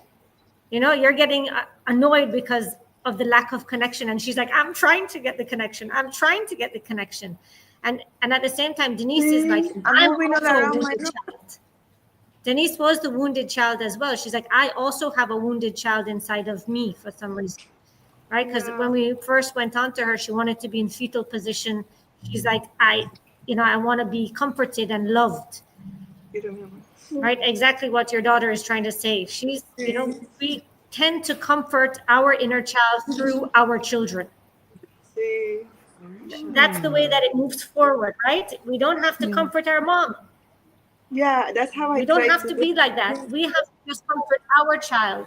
Yes. And that comforts us. And when your mom is comforting you, when she's being there for you and she's cooking for you and she's caring for you, she's comforting her child, her inner child. Right? We don't have to be the one to hug our mom and be like, oh, mom, you're so special. No. I love you, mom. We don't have to be that. No, the love language for her is different. I know because the way when she feeding us, like cooking for us, I know that's her love language, and that's all she does when we go. She's an amazing cooker, mashallah, cook. But I tried to take this that she didn't give me and give to my own kids, right? That's how I feel, but I still feel my own emptiness as a little child because I must have been. I think I was 7 when I lost my father. He passed away, so I felt I lost him and I lost her also, because she was in her own pain. She was a widow with 5 children. She was only 33 years old, so young. Now I think about it, I'm 42. I'm like, oh my God, she was. And then she's dealing with her own pain. She cannot be there for us. Understand? So I understand. Logically, I understand. I empathize so much with her, but physically and emotionally, I feel it. I cannot avoid this feeling. I have to. Yeah. I have to be honest with myself. I have to be sincere. I cannot lie to myself and say everything is okay because it's not okay. It's really not. Yeah. So Denise, how does that make you feel hearing your daughter talk like that about you, saying that, you know, she lost you also. When she lost her dad, she lost you. Well, I felt like I lost my husband, so now not only did I have to be a mom, now I have to be a dad, and now I have to play two roles, and my love is just so thin. Like that's a lot. At Yes, it 33 is. with 5 kids, that's like I feel lost. Sí. And what do you want to say to your daughter hearing that? You know, I know it's a lot for you to take on, and you're very brave and you're very strong to do it, and you did it because your daughter is raised and she has her kids and all your children are raised. But hearing that as her mom, how does that make you feel that your daughter is feeling that way? I want to tell her that I did everything I could in my power at that time when I was raising them the best I could. That was the best I was on survival mode. That was the best I could do. Sí. Yes. I feel like I came short, like I got the short end of the stick of the whole deal. And what do you feel, how does this resonate with you? Because I feel that what happens is that when we lose love, when we lose love and we are put in survival mode, the thing that we seek the most is someone else to make us feel stable. We Yeah, seek relationships to make us feel stable. We're looking for a man. yeah, Yes. We Yes. got She to find married a man because I need a man to help me to feel yeah, strong. I need a man my to help me to mom. feel Yeah. stable. My mom married straight away after he passed. Very many men of the community asked her for marriage, and she just she did it. I mean, I know she was looking for a good Muslim man for us to, because she just became a Muslim, so she wanted to have a good role model. But at the same time, I could see her desperation on beating somebody's arms. How do you say arms? No, arms. Like Yeah. hold me, because of course she was in this situation, and I don't blame her, but she just went there. And then when she got married, she completely forgot about us. I mean, we were there, but I know emotionally she disconnected from us even more, because all my siblings and I have spoken, especially the girls. We are 4 girls. We all agree on that we were kind of emotional abandoned, because she was into her new marriage, and she was like a child again, getting falling in love with him. I don't blame her. I just say what happened and how we felt about it. It's not that it's good or bad. It's just the way it was. Yeah, it feels like you see Breeze now in the light. So the little darkness that you're having inside of you is coming to light. And we're trying to work on the darkness that you're feeling inside, the thing that's on your chest. We're But trying to remove it. Subhanallah, this lady that she just came in, I don't know her name. Bengu, sorry, let me know. I cannot Bengu? read it. Bengu, she is, Subhanallah, this is going to be a very strong thing to say, but my grandmother, so the bisabuela, we say in Spanish, so the mother of my grandmother, Mhm. she looks exactly like her just now. She's looking exactly like her, because I saw her when in her funeral. She was with her little hijab like this, but white one. She was not a Muslim, but they just covered her. She was Catholic or Christian. They put her in the thing that covers you when you are dead. So I saw her in the bed of when she was just dead that day, and I was a child, and they told me, pass through this room and don't look to the right. And then I did look to the right, and I saw her just like this. I can see the image is her, subhanallah. I don't know why, but I didn't see this before when I picked her. I only can see it now. I was like, is this a new person on the screen? That's what I was thinking, because she looks so pretty. Like, when you are there and you are so peaceful and beautiful, like a lot of nur in your life. She was a beautiful lady. Also, she gave birth to 12 or 14 kids, in a village. MashaAllah. But she's all are Antonia, and Antonia. The Oh, three wow. generations. So when my mom became a Muslim, she hated her name. She never liked Antonia. And then she changed it into Nabila. And then she felt like she was born again, because she felt she released all the Antonia burden of her lineage, because I think name is also an energy that you carry. And then my grandmother told her to name my oldest sister Antonia, and she said, no way, I'm not going to give this to my children. Then the fact of becoming Muslim and becoming a new identity with her own name that she picked, Nabila, is beautiful. You know, it sounds so like, I don't know, she loves it, and I know it. So she got rid of all these Antonias behind. Yep, that's what happens when you change religions. You know, it's like, or you know, in Christianity, it's like when you are baptized. You know, Yes. when you convert into Islam, or when you convert or you do baptism, it's as if you were washed clean, right? Yes, that's why I changed my name as well, because my mom gave me the name of Beatriz. That's my Spanish name in my passport. I'm still Beatriz. But when I present myself since I was 15 years old, I chose to be Alia, because it's a new me. I didn't want to carry all this Christian burden because I knew it was so heavy, subhanAllah. And people say, you don't need to change your name. And I was like, no, I need to. I really need to. Even though I love Beatriz, I embrace it because it's me. I just feel like I'm seeing this Antonia here, my abuelita. Yeah, well, then it was very important for Antonia to all the hair right surrounding around your darkness, who has now become light. Because my mom, they don't call her Antonia. They call my mom Toñi, the shortcut of Antonia. So she even changed it, Toñi. So it was Antoñita, Antonia, and Toñi. That's how. Wow. Subhanallah. I can see Antoñita here. So Antonita, Bengu, how are you feeling over there? I get that a lot, where I remind them of like people's mothers, but I've never gotten grandmother, you said, or great grandmother? No, great grandma. Great grandmother. I've never gotten that one before. No, subhanallah. It's a good feeling. I resonate in a way where, she, yeah.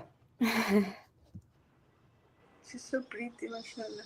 Oh, thank you. It's a reflection of you. It's a reflection of you. I can't see her, subhanallah. How can this be even on a phone? I'm like, I'm getting this goosebump because it's incredible. So I would like for all the Antonias to please speak to Alia. And I would like you to all tell her that you are here and you support her, and that she's loved, and that you love her the best way that you know how, and that you release her from any of her burdens, and that she can be the best mom to her children, knowing that she has your support and your love behind her. So let's start with great grandma. So Bengu, you can start and just share your love for her. I'm already very emotional. That's perfect. That means you're releasing the heaviness that great grandma was carrying around. You're loved, Aaliyah. You're doing an amazing job. I see you. I feel you. I'm there with you. You're amazing, mashallah. And your kid, your daughter, mashallah. You're going to heal through them. I promise you. Thank you. Perfect. Thank you. Zara? Oh, Aaliyah, I love you. And I'm sorry for anything. And I can't do what I wish I could have done, but you're doing what I wish I could have done. And you're passing it on. Thank you. Thank you. Gracias. Denise, now that you feel, because Bengu was really talking to Zara. Zara is talking to Denise. Denise is talking. We're going down the whole lineage, right? So Denise, it's your turn. You've taken this all in as well, and now you're sharing it with your daughter. How do you feel? Hi, Leah. I'm so sorry. My heart is, I'm so sorry. But I love you truly, and I stand behind you. And the way you raise your children is just amazing to me. You're a great, great mother. And I stand behind you and I love you. And please tell her that you are going to also be a great mother to her. And I'm And also allow going to be me a great mother to you. and allow me to be the great mother. And allow me to be the great mother. Because you've also heard what your mom had to say. And you've heard what your grandma had to say. And it's all coming to you as well. Because I also heard what my grandma and my mother had to say. Perfect. Thank you. And Bree, how are you feeling in the middle there in your light? Well, I was getting emotional as each one was talking. I wanted to point out when Zara was mentioning that gut feeling, I picked up a lens that fell off my phone a while back. It's been on my desk. I picked up the lens the whole time I was playing with it, and then when Allie, is it? So yeah. When she said, "Oh my God, I see my grandma, my great grandma," I dropped it. So not sure, but I was playing with that the whole time everyone was having a conversation. I think I even went like this for a little bit, like looking at everyone through the lens. And then when she realized that she's looking at her great great grandma, I think, I ended Yeah. up just dropping it. So yeah. Perfect. Perfect. So you see, your darkness was telling you we had to go all the way back to the great grandma. We had to go deep into there. We had to look at the right place. And when we started looking at the right place, the lens can be put down and we don't have to Yeah. look any further. So thank you, Yeah. Bree, for interpreting that for us. That was amazing. Alia, how does that make you feel now with all of the ladies of your ancestry coming through? You see your darkness now coming into light. How do you feel? I feel very well, very happy. Thank you so much. I feel like I needed to unwrap all this package because it was like a taboo, or I don't know, for me, unknown thing. So I needed to see like this physically. I can see you all in little squares, and the light is in the middle, which I love that. It's right there in the middle. I feel release. Alhamdulillah wa shukrulillah. Happy in a way, not happiness, but just rida, like content in my heart, because I feel they are there for me. I never knew, I thought they were just nobody, not empty, empty boxes. But suddenly she's putting the light in the back, my daughter. Subhanallah, look at this. That's so, oh, the goosebumps. Oh. Subhanallah, look Yeah. at this. She just dancing. Why, Salmita? She's looking at something. Why did you do Ah, that? she's itchy mosquito. She's looking into her arms. Subhanallah. So yeah, I believe the Noor is here with us. Alhamdulillah wa shukrillah. I'm very grateful. Thank you so much.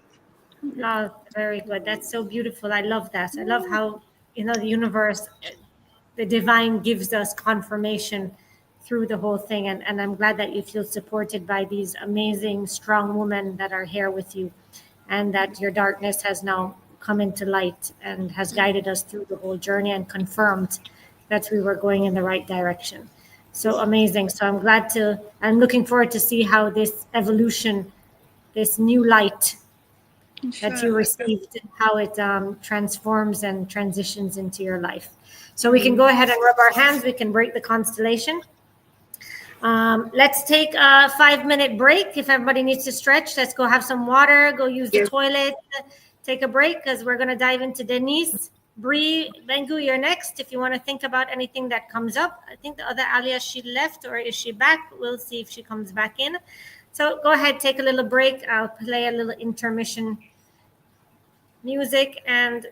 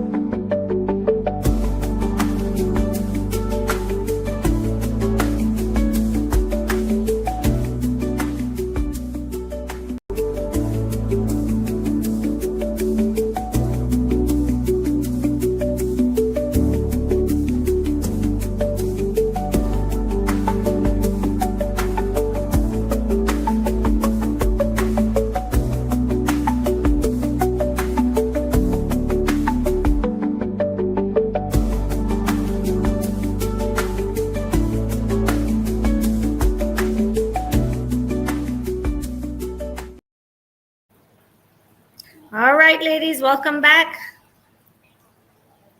Hope everyone had a nice little break. Awesome, awesome. Let's see. Great, great, great.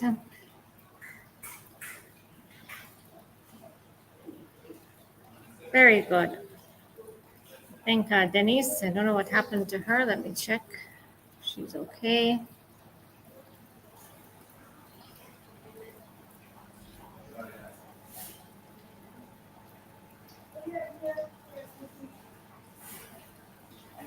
Billy says she's having trouble.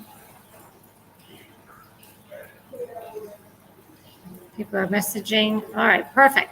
So welcome back, everyone. Denise says she had to leave. Nancy's baby is ready for bed. Okay. Awesome. All right, so let's get you guys back in stage. Perfect, perfect, perfect. All right. So I think the only person, we have to do Bengu, we have to do Bree. If anybody wants to come forward with anything that they feel is burdening them or anything that they feel that needs to be supported, we're here for that. Take advantage. Go on, Bengu. So during our intermission, Zeta and I were talking, and I so during when Aaliyah first started speaking, I started like I automatically just like felt like connected to her, and then but like my hands started hurting. For some reason they were just like tinglies, or they were just like hurting, where I just like, kept finding myself going like this, or I was just going like this. I'm not sure what that would mean. But then also when I was wiping my nose, there was blood, and then I just went to the restroom during our break and I got my period. So I don't know what all this means, but I'm just telling you like what's happening. And Yeah, so and I want to it's chime in really quickly too, because again during the debrief, Lily, you had mentioned your birth name was Beatrice, right? Like Beatrice. So funny enough, when I was wearing the heels earlier today with my sister, talking about my bunions, I'm writing a novel and I'm also talking about it with my sister. And like there's a part of the novel, where a lot of the novel, where it pulls from Dante's Inferno, from Dante Alighieri. And when you said your name, I was gonna cry, because he dedicated it to his lover, Beatrice.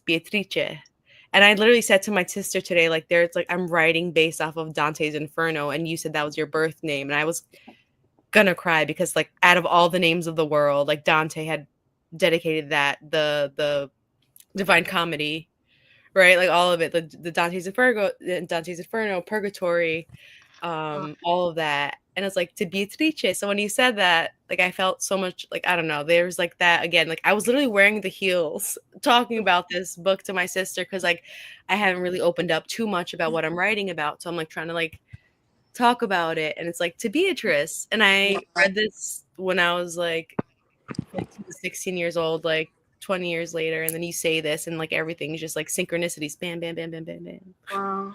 Yeah. It's very funny, that it's very funny because there is more to it now that you say this, Subhanallah, if I may share. Bianca, may I? My father was actually in love with my mother before he met her. They were neighbors. He used to see her in the balcony every day, and he put her this name. He said, "That's my Beatrice." And my mom's name was Antonia, as I told you. Yeah. But he used to see her. She was so pretty, so beautiful. And he fell in love because his sister and hers used to go to the same class. And then he said to his sister, "I love your friend Beatrice." And my auntie say, "No, she's not Beatrice. She's Antonia, Tony." He said, "No, for me, she's Beatrice."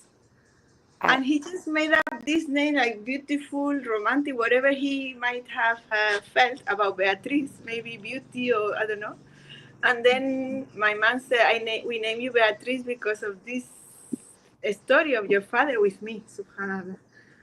So you made me cry almost when you say that. I don't know who is Dante. I didn't catch Dante Alighieri. Dante Alighieri. He's an Italian writer. He wrote Dante's Inferno. I'll send you. You share later because right now I'm. I also have something so funnier amazing. maybe to add to that. So, pretty much like my entire adult life, even like as a child, I would always go by B, because Bengu would be like hard to pronounce for people. But every time I would say B, they would always say Beatrice. And I'd be like, no. So subhanallah, yeah, I would always be like, oh, so they would be like, oh, Beatrice. I'm like, no, no, no. Wow. But they would automatically assume or think my name is Beatrice because I would go by B. I have to do this. Yeah. Mashallah, this is amazing. So connected. So connected, So connected.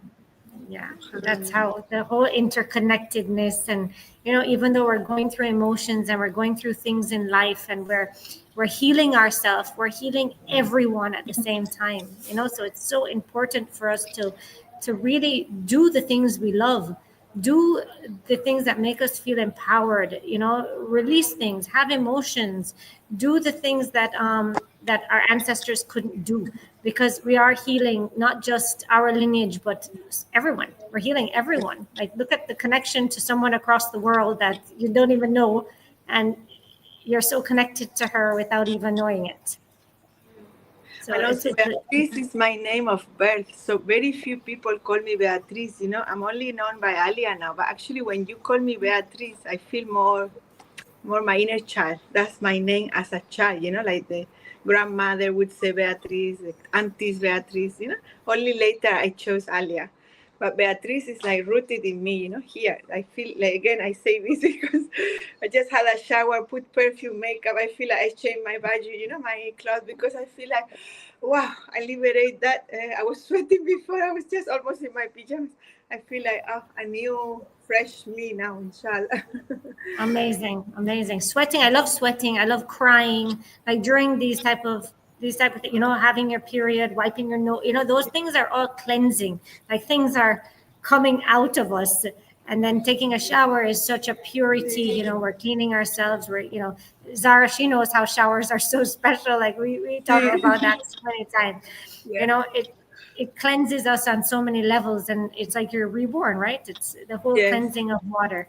So I'm glad that we shared that with each other. That's really amazing how that happens. These things always amaze me. Like I go into it, I'm like, I don't even know what to expect. I don't know what's gonna happen. You just set your intentions that healing takes place, and you just dive in. That's what it is about ancestral constellation.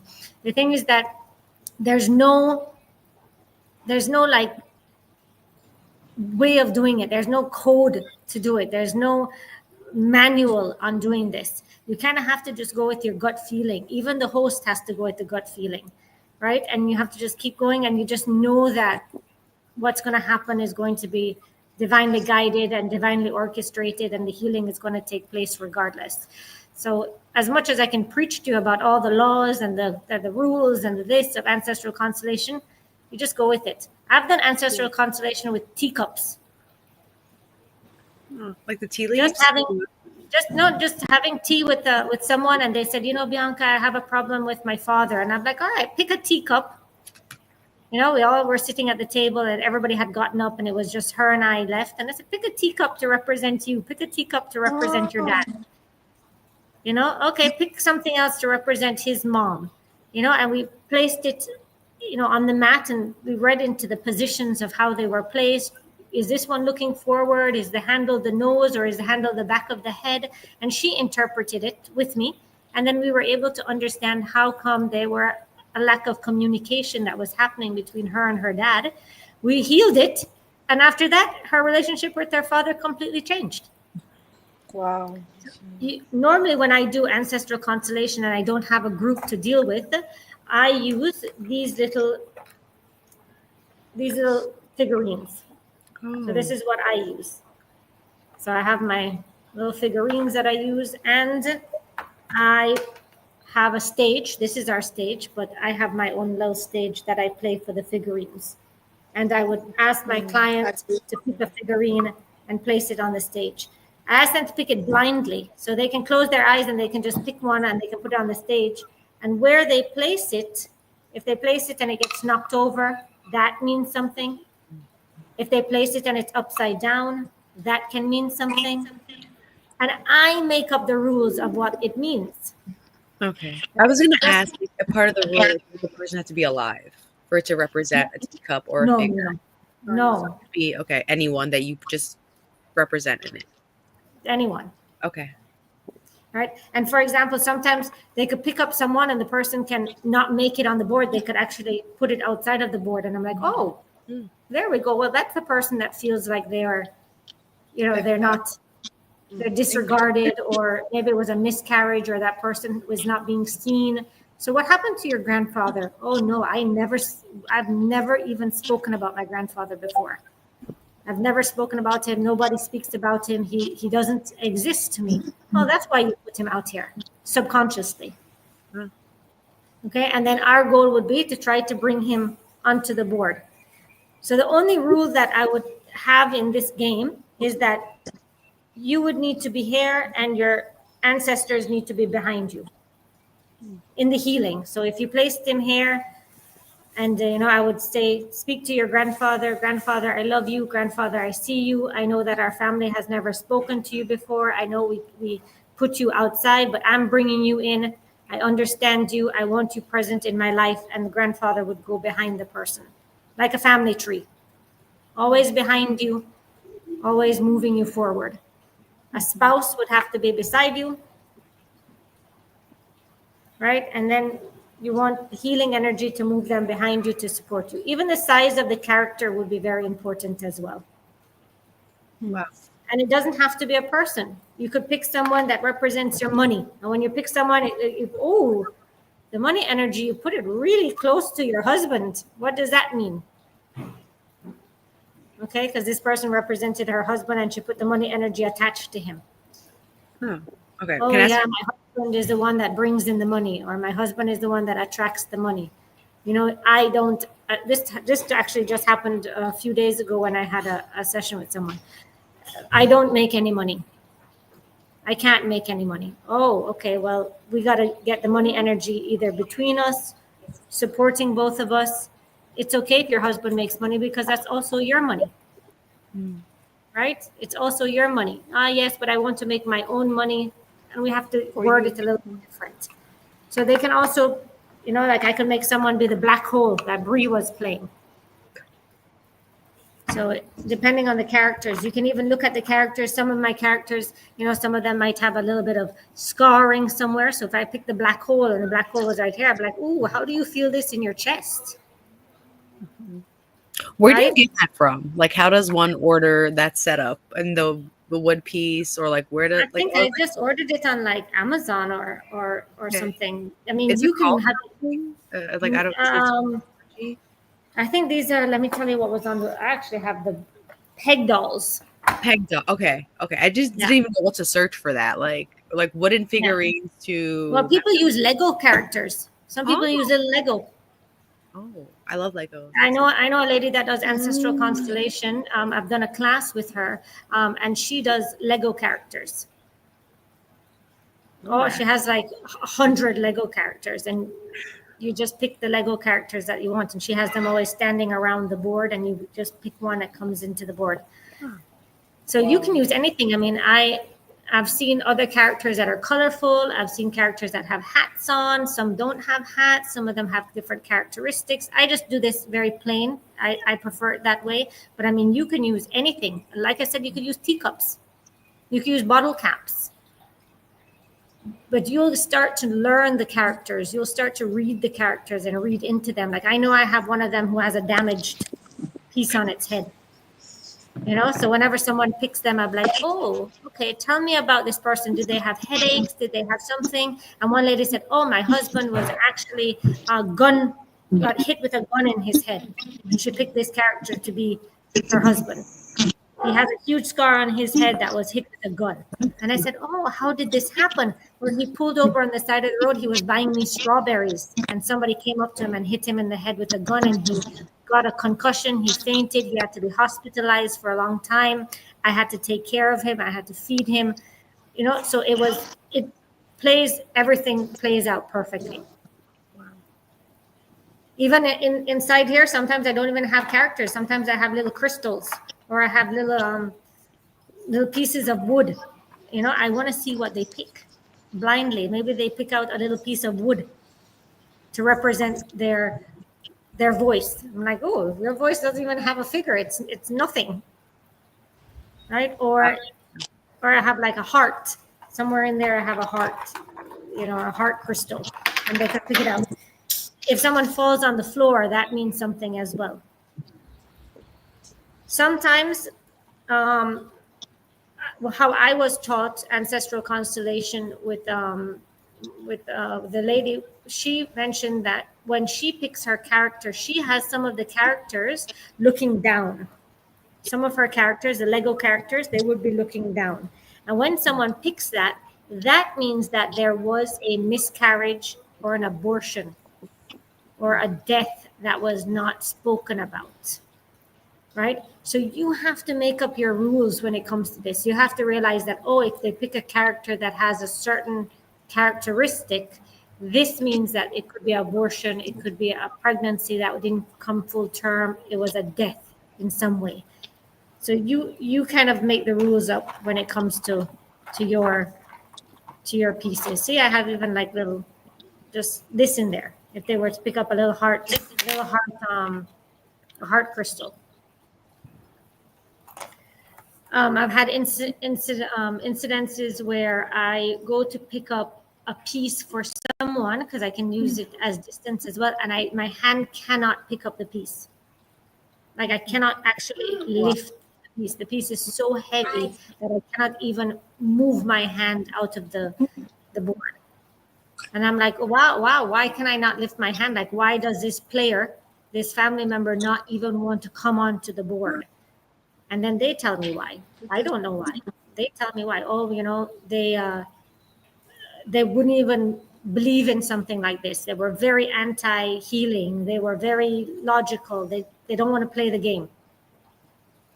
And I'm like, yeah, but it's your game. You're in charge of this game. We got to tell them you're in charge of the game. And we use healing words, and slowly but surely I'm able to lift the character up a little bit more, and bring the character onto the game.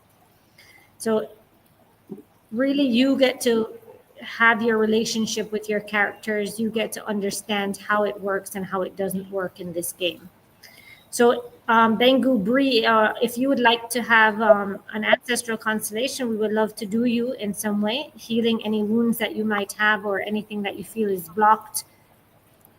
You heard anything that resonates with you, anything you'd like to share with us, we can dive in.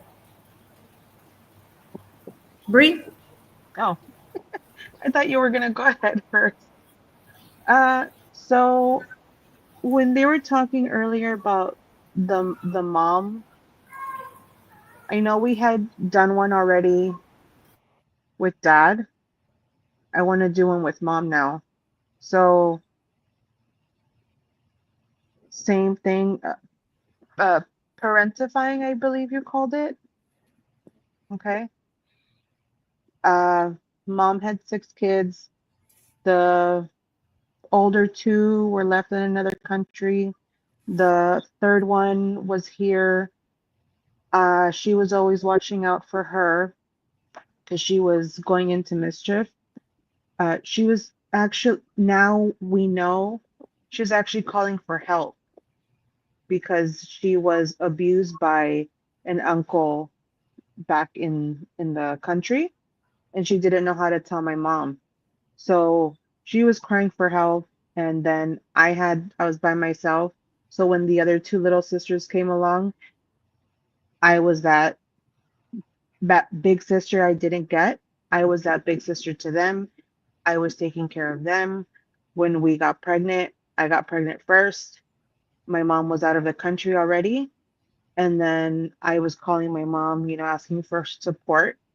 And then when she found out my sisters were pregnant, she said, "Hey, I need you to watch out for them."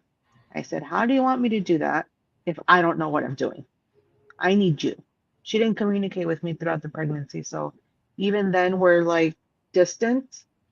The last time I spoke to my mom, I confronted her on something she said this about my older sister, and I was told she said this about me, that when the day comes that she is no longer here, she does not want me at her funeral. I confronted her, and she didn't confirm or deny it, and I was under the impression that we were okay.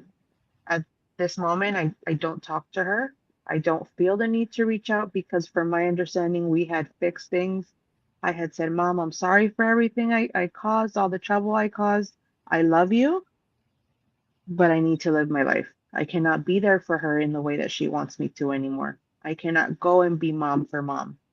I cannot comfort her."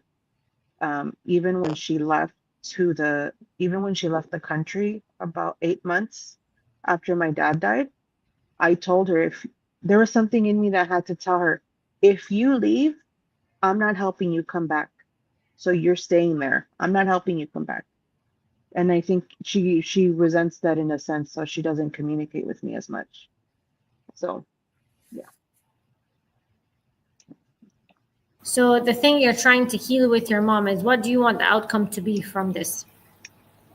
So none of the girls talk at all, or we for some reason, all of us cannot be in the same room at the same time. And I just want that to be healed in a sense. I want to be able to coexist with my sisters. We're all very strong, independent women.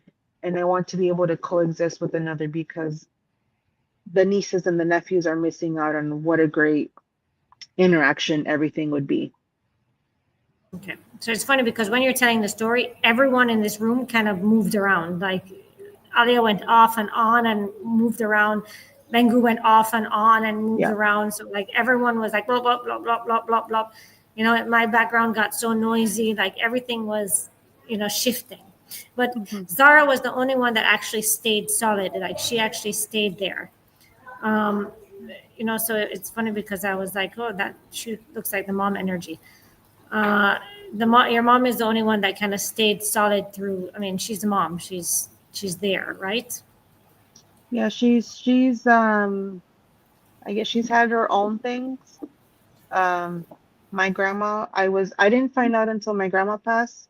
My grandma was diagnosed with schizophrenia, so my mom was never ever really able to get a mom because I believe I heard a story where my mom was woken up by my grandmother kicking her, telling her that she had to go get food in the next town.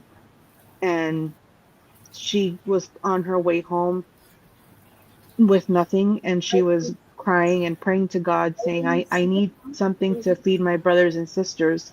She said there was a fish swimming up the stream and following her, and the fish kept swimming, I guess like jumping up and down, following her down the stream. The fish ended up jumping out into whatever it was that she had, so that's what they had for dinner. I never forget that story. Wow, that's amazing. Hmm. Can do you like to read at all, or like how are you with books? Bree? Oh, that's so funny, Brie. Look at what she just asked you. What was that? Like, do you like reading books? Love it. So, look up The Ghost Garden. It's about the book goes into accounts of people who have schizophrenia, and they followed people about um again a group of people who have experienced that, and they go through different encounters. And this woman is so she's so like compassionate towards people who have schizophrenia, because again, in different societies, they were the shamans of the group, they were connected to different outer sources. And in our society, it's so looked down upon, but it's also very scary too, because of like the voices that people hear, the things that say, the whispers that they hear to do things.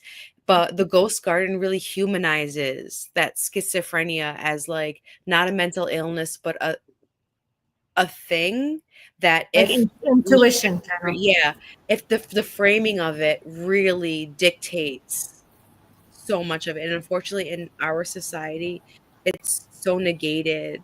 But the Ghost Garden really reshifted of like, because you hear personal stories about people having it and being in that community. So it just really opens up your heart a lot more. And just, you just see so many different perspectives of it. And Mhm. I don't know. I love reading Bianca. You know me. Yeah. So, Well, Brie was actually just published as well. oh my, there you go. Congrats, girl. Congrats. So, the Ghost Garden, definitely. I'll whatever, we can connect later. But that was with schizophrenia. I think that Yeah. really also open up a lot of just And I think that, to piggyback on what you're saying, people who come from backgrounds where families suffer from schizophrenia or any of those type of, even ADD, ADHD, all of those type of, things, depression, all of that. I think, I believe that the next generation is a very powerful generation. So if you have family lineage of that type of things happening, I think it's a very powerful thing that is passed down to you. I don't look at it like it's something heavy. So if your mom was schizophrenic, then that means you are probably a very intuitive person and you can hear voices. Right? Yeah. And it's how to control those voices so that they don't take a hold of you. And you control them, they don't control you. I always tell people that my father, he sees things, and he takes medication because he sees things. And every time he gets closer to spirituality and he goes to like church or wherever, it gets louder and he sees things bigger.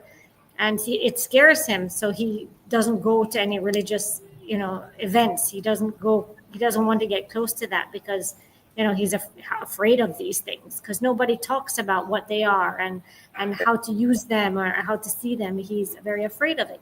So it's something that is very powerful. And I think the generation that we're living in right now, we are the ones that are healing from that type of labeling and using the labels for our advantage instead of disadvantage. I want to add to what you just said to that. When I was little, I would close my eyes and I would see figures as my too. would be very scared, and my mom would always tell me to say a prayer. And even for whatever reason, usually I fall asleep just fine now. However, last night I closed my eyes and I saw these figures and I wasn't scared. I just felt comforted, like, okay, I see you. However, I need to go to sleep. So yeah, and So perfect. You've taken the power back from, some people would close their eyes and they would get scared from seeing it, but you've taken back the power, yeah. so you've overcome it. I Very good. also, for whatever reason, I want to share. I had a dream. I don't know how long ago. It was. I can replay it in my head. I was at like a store, not an actual store, but like when you go in the mall in the center, there's like those little like shops and people are like selling. Kiosks, yeah. Yeah. So, however, this is in a town, and I'm looking at a specific stone. It's an amethyst stone, and I see it. However, I see this, and it's behind my grandma's house. Don't know why. It's coincidentally I have those. That's my favorite stone, so I have like 4 of them. But that I'll never forget that dream. That stone was behind my grandmother. So you're saying intuition that's like, I guess, passed down. That's what amethyst is. Amethyst is intuition, third eye. Yeah. That's my birthstone. That's why I love amethyst. Yeah, and I don't know why, but like, Zara, you're still the one that was always there when she was talking. You were the one that didn't move around. Everyone else moved around, but you were the one that was very much there through the whole conversation. All right, so Bree, what do you want, as I mentioned, to come out of this? Do you want healing between your mom and your siblings? So you want the siblings to all be able to come together, to find each other, to find joy with each other, so nieces and nephews, cousins can all play together. You can have like a family dinner and have a great time. Yes, because I know if that intuition is passed within along, there's something that's separating us. Because when we're together, we're so much stronger together. I want to be able to bring that together, not let anything else get in between us, because we're very powerful women. I feel it. I'm getting chills as I say that. We're very powerful women, and we're mainly women for a reason. So, yeah. Okay, so let's work on the thing that's blocking you guys from coming together then. Okay. So let's work on what could be the blockage that is there that's coming together. And it's funny, the whole time we're speaking, my dog, he just came and he sat down right outside. He's not allowed inside. He sat down right outside the door, right next to me. And dogs also always represent for me protection, right? They're very much a protective kind of energy. They're very dominant. They're very protective. So he has to be present for this for some reason. I don't know. He's here. He's like, I'm bearing witness for this. I'm hanging out. And his name is Dominion. So he's a Dominion. He represents that type of hierarchy of angels that also are very protective over Earth. So there's something there that is used for protection for you that that we appreciate it, we love it, but we don't need it anymore. We thank it, but we don't need that protection anymore because we're able to protect ourselves. So I would like for you to pick someone that represents the thing that is the protection, the thing that's the block, the thing that's the disconnect between you and your family. Pick one of these lovely ladies to represent. I'm going with I can't even see the name. Why? Oh, Zara. Okay, Zara. Who am I? You're the disconnect. You're the protection. You're the thing that is the gap between the families uniting. My hands are like this right now. I don't know what that Ah, means. okay. It was holding like this, but also open. I don't know if that means receiving, but my hands were together and like this in my lap. You And I tell was us what it means. You are the rule player. So if that means receiving to you, that's what it stands for. Okay.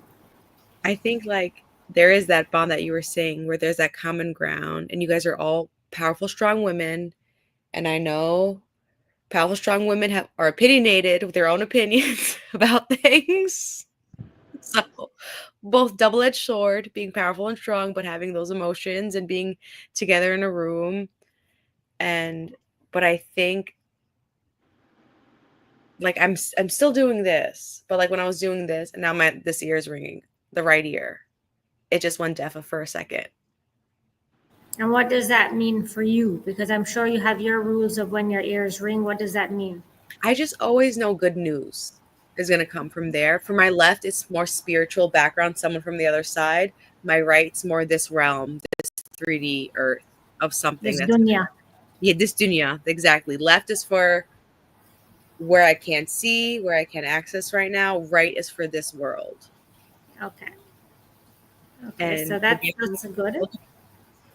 there's something with hands. Hands are very important. I don't know what that means for you. And also, you were very tactical with the lens as well. I didn't know because I saw you also doing that. I don't know if you were muscle testing when you were looking at the lens through people because I observed that as well. So there's something in your hand. So I don't like again where it's like whether it's receiving with the right, giving with the left. Like there's something within your own hands. Maybe it is up to you to be the initiator. Like this is in your own hands. The situation is that maybe is what it's saying, right? Whereas like you're wanting to receive a lot, but maybe just like text, do something tactical. You're very something with your hands movement, move something with your hands. And that's, I don't know. I just feel like I'm going on words I'm supposed to channel for you. And that's what I started with because I felt it. And that's what I'm going off of and wanting to express. But like with Ali, like in the feet, the hands, so I'm very like body aware of how my body changes. And with you, like, oh my God, when you were talking, like I was like this, I was like squeezing hard, but I was like this, like the weird position in my lap, like again, close to sacral, like that energy point where it's lower because it was in my lap. And then I was just, the tightness is there, Mm-hmm. but the tension is also there. Yeah. And sacral is always, you know, the relationships, your passions. You have to use that to your advantage. So basically, what Zara is trying to say is that it's in your hands. You got to be the bringer of the good news. You have to take it into your own hands. You have to be the one that is initiating all of this. Okay. See, So even that you're talking, I'm doing this. It's very your movement, your hands are doing it for you. Yeah. Yeah. That's what I felt. Okay. And kind of let it flow because sacral is all about flowing. Yeah. Okay. So if she was to take it into her own hands and if she was to message the family members and everything like that, as you representing the blockage, how would you take it? I would say it as rest first because I'm more of like I'm stretching my hands now. I'm like before I do something, I need to stretch, make sure like it comes easy. Don't force it. Make sure it comes easy and it goes through you with like the flow, right? Sacral is the flow. I'm stretching my hands. I wouldn't be impulsive. It's just like there's a disconnect, but you're also very prepared and smart. And you're so you're being tactical. Again, you're being like strategic, like you're feeling yourself. Like I'm stretching my hands because like, okay, I need to think, beat, like take a beat, stretch yourself because you know yourself. Like you're just preparing, like, you're flexing before the move. You're like the Olympian right now. You're just like doing all the things because you know you got it done. And now you're just strike while the iron is hot type of situation. Yeah. I just feel Okay, like Bree, stretch because you're ready to go. what does that mean to you, Bree? Like, how does that how does that make you feel hearing that you have to be the one to initiate all of this type of stuff to happen? Well, I wasn't hoping for it. I'm sorry. No, it is what it this what's meant to happen. You said good with my hands. My dad had told me at one point, you're good looking for stuff. You're good looking for stuff. You're good this. Later on I found out why he said that. But he's always used to say you're good with your hands. He would have me look for things on the computer. He would have me research things. And he would always say you're good with your hands. I may, you say reach out, be tactical about it, be kind of like flowing with it. So I may have to try again. I did try with an older sister. I may have to go small first and then combine and then go on along. So maybe this way. Can I say something? And I don't want to interrupt, but like maybe you should like connect with yourself more. Like maybe it's not you outreaching to someone. Maybe outreach to you. Because I think you're always doing, and I feel like very close about it. And like I was even telling my sister about this. I was like, hey guys, I bet we're all in like the dead dad club.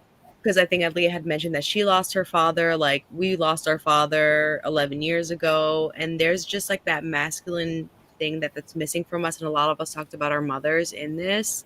But you mentioned your dad too. And it's like, maybe you don't have to reach out to your sisters. Like, reach out to like yourself and like connect with you. Like maybe that's the disconnect. Like be tactical. Like when's the last time you messaged yourself? Like anything deep?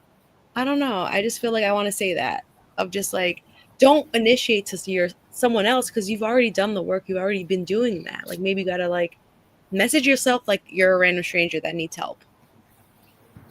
And like, how would you give someone advice? I don't know. Like write it out because I'm holding a pen right now. Yeah, write a love letter to yourself from yourself. I just wanted to, I don't know. I was just like, because when you said like, oh yeah, like tactical, I got to reach out. And I was like, no, I don't feel like you got to do more for anyone else besides just do for you first and like do that. Like connect with.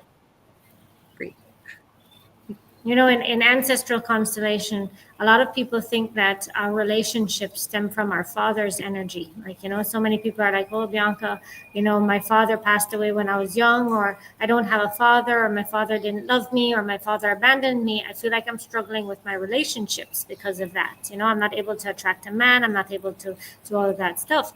But I tell people during Ancestral Constellation, actually, the rule is that our first relationship is from our mom. Mm-hmm. Right? Our mom gives us the foundation of what a relationship must look like, because that is the first relationship we had inside of the stomach, right? In the womb. Did your mom sing to you? Did she nurse you? Did she cuddle you? Did she, you know, she brought you into life. She took care of you. She had to take care of you. Like I just had a newborn and oh my goodness, it is like the most, you know, fulfilling role, but it's like the most dedicated role at the same time. Like you have to give up life for like the first year, you know, and you have to like take care of this thing. And even if when this thing, right, this little creature that's here on earth, and you have to take care of it, and you get like no reward from it, like not even a smile. I'm like, any minute now, you can smile at me. You know, you could say a little smile, just a little piece of gratitude for this, you know. Now she's starting to smile. She's almost 2 months. And it's just, that's your first relationship that you have with this person. Does she come when you cry? Does she take care of you? Does she nurse you? Does she comfort you? Does she change you? Does she do all of that stuff? That's your first relationship. And then your father comes next, right? He's more the stability. He's more of the voice of reasoning. He's that divine, the God voice in our life. So Bree, what we were talking about dad, your relationship with your dad, is he still around? He's here. He's yeah.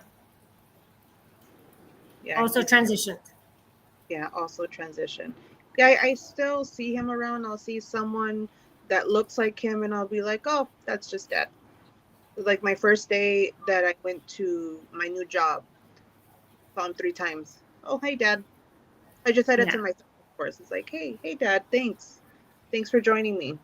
Thanks for making sure I got to work safe. you know? And it's written that, God will give us signs, and for those who believe in them, will acknowledge them and see them, right? Yeah. You will get signs, and if you believe in them, then you will receive the signs. If you don't believe in signs, and some people don't, some people are like, no, that's stupidness, then okay, they don't believe in it. But if you believe in signs, and the synchronicities of numbers, you see feathers on the floor, you see different things, God will give you signs, and you are the one that can interpret it and believe in it. The signs are for the believers. And so that's beautiful that you get signs. And that's why we always can ask for guidance along our path. Give me a sign that I'm on the right path.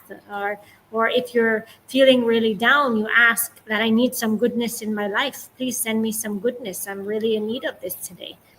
And the universe, the divine, will answer you. I say the universe, that's kind of for me like God's canvas. Like that's the breath of the divine working.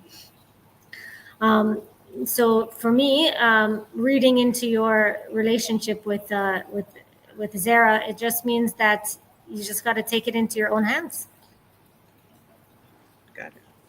I mean, I think you've done a lot of healing work. I think you've done a lot of healing in yourself and on your lineage already. Not just with me. I'm talking about your personal situations that you've gone through in your own life, and reading into them and trying to fix them. I think that you're at a place where you can reach out and heal everyone. Yeah. I agree. What would you like that outcome to be? Like, you message your family member and you message your sibling and you're like, hey, let's all meet up at Chili's for dinner. Yeah. Or let's all go to sister's house and let's go have fun and just cook food and enjoy. Yeah. We my mom, when my mom was here and my older sister and us, like the three of us, we would go and give each other we would go not go get we would give each other pedicures in my sister's home. Just some. Yeah. I think that's what you just need to start doing again. Yeah. Because there's no blockage but you. Yeah. Also, pedicures are the best. Do it again. I said pedicures are the best. Me and my sister just got one yesterday. Yeah. Pedicures bring the girls together. Go get one. There you go. I need to go get one too. It's on my list to do this week. Okay. So how do you all feel? Anyone else need anything? We have about 10 more minutes left of the workshop. If anyone, Bengu, we haven't really dived into anything that you want to talk about. It seems like I'm just releasing. Whatever it is, it seems like it's just coming out of me. So like with like my nose bleeding and then, I don't know. Yeah, sometimes, we have sessions, especially when we do them live here. I have ladies who come to me afterwards and they're like, hey, Bianca, a lot of people picked me to play this role. It really resonates with me, the role that I keep playing, but I don't like it. I don't like the role that I'm playing. I'm playing the person who is very mean or not nice or something. Like, why is my subconscious attracting this type of person for me to play out? And I'm like, I don't know, you tell me, why is this person, So even if you're not actually receiving, but you're giving, you're also receiving. There's no separation in this. Oh, yeah. I don't feel separated. I don't. I'm a very quiet person in general. So it's probably a reason why I wasn't not that I wasn't chosen to be someone, but they probably just felt my energy of just me being just a quiet one and just observing. Yeah, I'll just observe, I'll take, and then I'll release. Yeah, you just had to observe and absorb. Yeah. You're shedding it for all of us. Thank you for that. You got it, guys. Better you than me.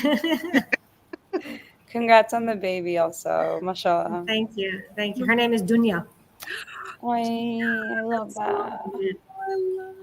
Her name is she an Aries queen? You said 2 months ago. So she is, I think she's Taurus. Love it. Yeah, her birthday is what? April 18th. I think it's Taurus, is it? No, Yes. no, my other two are Taurus. She's before that. Aries, because Aries. our nephew is the 19th. Yeah. Yeah. Her name is Dunya Malak, Earth Angel. Yusuf's our 19th is Malik is his last name. I mean his middle name also. That's so Yeah. synchronicities again. No way. Yeah. That's our nephew's middle name, the one that's the day after. So remember it forever. Oh my God. Amazing. What's his first name? Yusuf Yusuf? Malik. Yusuf Malik. She's Dunya Malik. Yeah. Very nice. And yeah, it's true. I did a play on words for her. I'm trying to, yeah. Very good. Okay. Yeah. So if anyone has any questions or anything else that they might want to discuss, anything that they feel they need to share, anything else, I'm here and happy to answer you. Everybody good? Yeah. Yeah. So you understand the laws of ancestry, right? You understand that if it were out of place, then chaos kind of starts to happen in the family lineage, and that someone will get entangled. And if we heal ourselves, the generation after us doesn't need to heal so much because they're coming from a healed version of themselves. And then ancestral constellation can help with a lot of burdens that we feel in our life, from our love, our finances, our success, our career, even physical pains that we're feeling can also happen. So I wonder if Zara's, even her bunions start to like heal. Inshallah. Yeah. Is it painful?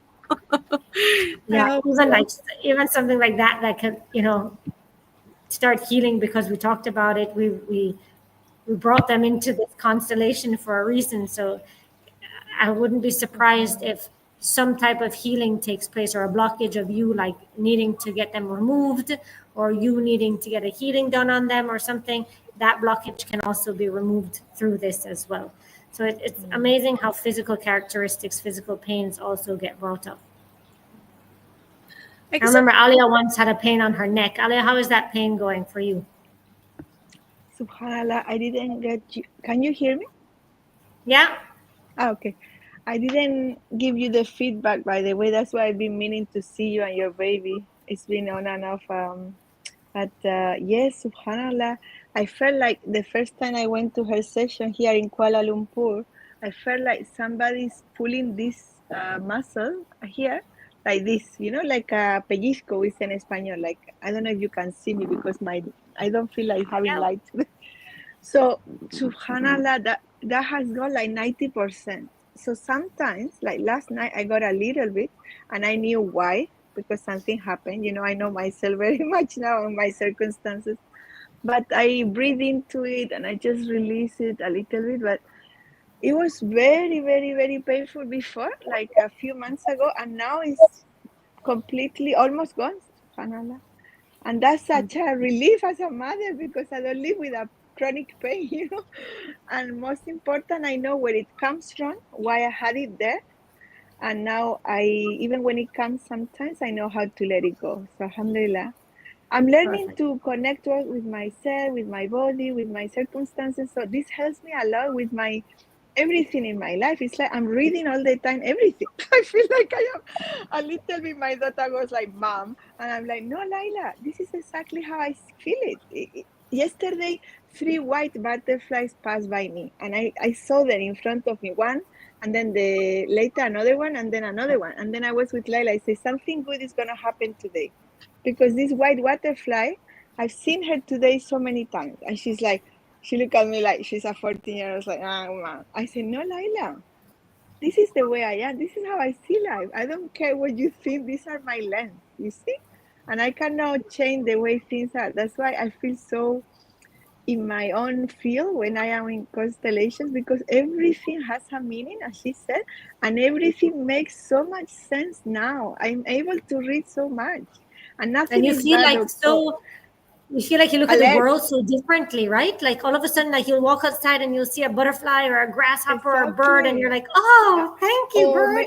Yes, or even that you have a meeting with someone and suddenly canceled, and it was meant to be like this. I don't get frustrated anymore. I actually say Alhamdulillah, because Yeah. before I used to take it like a negative thing in my life or something because I'm very stubborn, I want things to be done my way, but now I'm letting go and letting things to surprise me and things to come and flow in another way, subhanallah. So it's Amazing. helping me a lot also to live with the flow, and to accept Amazing. what comes. So alhamdulillah, I feel really I have to share something else. Sorry, I talk a lot. No, This is me. stop saying sorry. Never sorry. Yeah. Everything happens for a reason. I hate this sorry thing. In Spanish, we never say this in Spain, but it's because I lived in England for a few years, and then I took that politeness of the British, which I don't like. But I had to say sorry, otherwise I feel very rude when I'm with them, So I got it in my life now. I need to get this out because in Spain we don't really say sorry as much. We are really super straightforward. We just say what we think, and that's it. We don't care what you think. Yeah. But anyway, I've lived in a few countries now, so I guess you take a bit of the manners, of the people. But anyway, what I was gonna say is that when I enrolled in this workshop, I thought from the beginning, when I saw on Instagram, Bianca, I thought this is gonna be a workshop to become like to learn more about how to host a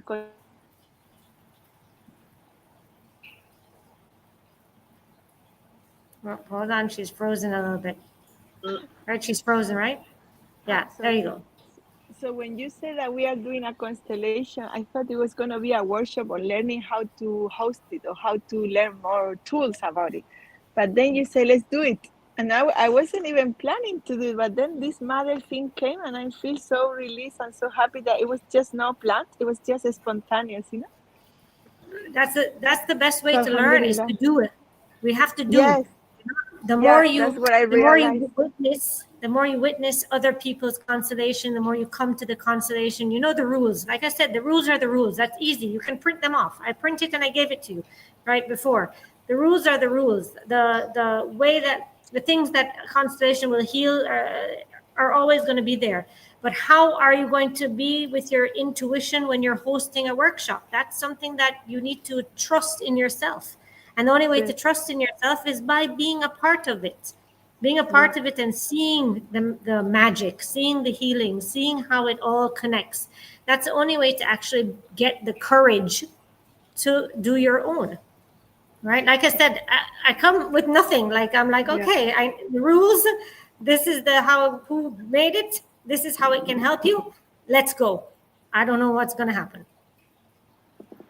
Right, so it's all about having the courage to actually do it. And most of the time I advise my clients on working backwards. They'll be like, Bianca, I want to host Ancestral Constellation, or Bianca, I want to open this business, or Bianca, I want to do this. And I'm like, post it, advertise it, put it out there. And they're like, yeah, but how can I advertise it? I don't know anything about it.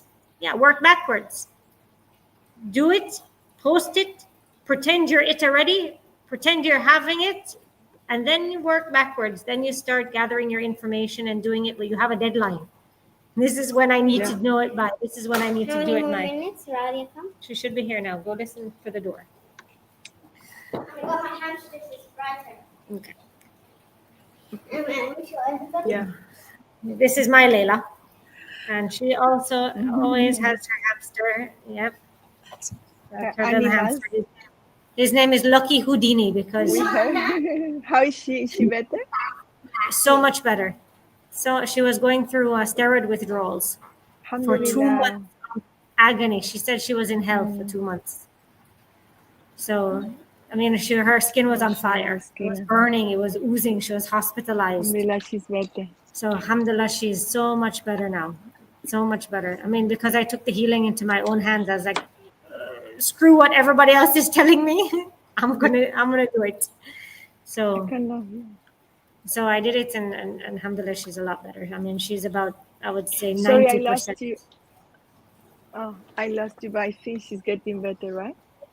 Yeah, she's a lot better. This past, I would say past. She went to the emergency room. I think it was on Monday. Again, herself up, and she was oozing, and she was red, and she was blistering, and she was sore. And then I said, "That's it. I've had enough. I'm gonna do what I need to do. I'm gonna mix what I need to mix." And I mixed my own little potion, put it on her, and alhamdulillah, Magic. she's better. The intuition of the mother. We know what they need always. Oh, My we do. sister used to ask me, "How do you know what to give to your children?" Because I'm very intuitive. I always give what I feel like it. And she's like, "How do you know?" I said, "I don't know. I just know it." Yeah. It's just you know it, right? Yeah, you SubhanAllah. just know it, and I think We everything need to just started connect to working. this. It's Yeah, very everything powerful. We just have started these working tools that we together. need to, yeah. And I asked her, I think that the healing actually, after 2 months of her going through this, I asked her, "Why do you think you are having this?" And she said, "I think it's because when I get older, I need to help people who have eczema. I need to help people who have it. I need to make the cure of it. I need to help them with it." So I think the whole thing, she needs to learn empathy, because she was not a very empathetic person, especially to human beings. She was not very empathetic. And I think after that had a very big shift in her healing journey. After that, all the healing started to take place. So there's always a message behind it. There's a reason behind it. And just today I told her, I said, I want to have people who have steroid withdrawal. I want them to come to my clinic. I want them to be able to come to my house and help them. And she's like, "But why would you want to help them?" I said, "You remember what you just went through and understand that. And then she asked me about their religion. And I said, "No, it doesn't matter their religion. Helping, God said, if you save someone, he didn't specify. Yeah. If you save someone, you're saving all of humanity. And if you kill someone, you kill all of humanity." So he never specified that it has to be a person of the book. It had to be a believer. It had to be, a righteous person. He didn't specify. So I explained that to her. Hi. Yeah. How is Daddy? My father is here. Zara, I want to say one thing. I have a lot of books, and I don't know which one to read. And I was thinking a few weeks ago, maybe like a week or two ago, I'm like, okay, like my conversations with God, okay, let me know which book I got to read first, because I know there's one. Let me know which one. And then you tell me the book, and I'm like, okay, that's the one. Do you have it, or I could? I'm going to get it. It's just, I was like, I have all these books. However, I can't push myself to read it because I have this feeling that there's another book I got to read first before I read all of these. Okay. So- Also, let me send it to you with a 60% discount because I can get a discount on it. I'm a big fan of saving money, so let me know. I'm assuming you're in the States. Yes. Right. Okay. Amazing. 60% off. I can hook you up with a book. Let me know. We'll connect after this. But one thing also, Bianca, I've had oozing eczema my whole life. I've had eczema everywhere on my body. It's something that I've dealt with again as a little kid, like literally my fingers under my body. Again, the little juices everywhere, the dryness. I don't know if you guys tried beef tallow. That's been really helpful. I don't know. That's exactly what I've been using. I just ordered it and I've been using. But okay, remember, healing has a journey. Healing has stages. It has steps. It has things that we think are bad and things that we think are good. My last step was using beef tallow, and beef tallow actually made her whole skin break out in a rash. Oh, like it caused a big rash to happen to her.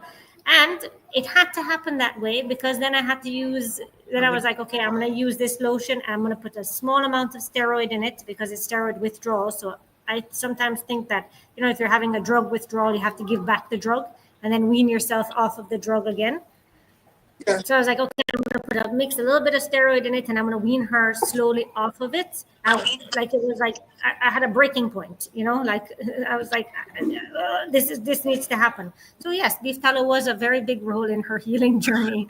So yeah. But for some people, at least it worked. To learn that it's work, yeah. Yeah, for some people it works, some people I don't know, but I guess it helped her in her healing journey. Yes, it did. Yeah.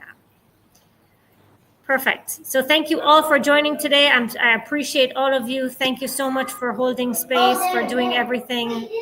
My house has just started to have its everything is happening around me now. All the joy is happening. I have my family all coming in and smiling and laughing, and all my kids are showing up in the room now. So I love that. So thank you everyone for joining. Again, You. I will host another workshop. Thank I call you. it a workshop because you are learning through the experience of doing it. And We that's the are. best way to learn. Yeah. Thank you So so I will much, host another Bianca, for workshop. sharing. God bless you. Thank you. Thank you all Nice for seeing joining. I everybody. appreciate you. Thank you. Nice, Take care, nice to everyone. meet you, everyone. Thank Bye, you all. ladies. Bye. Thank you. Thank you. Thank you. Thank you for Assalamualaikum. holding space. Bye. Bye. Bye. Bye. Bye. Muchas gracias. Thank you.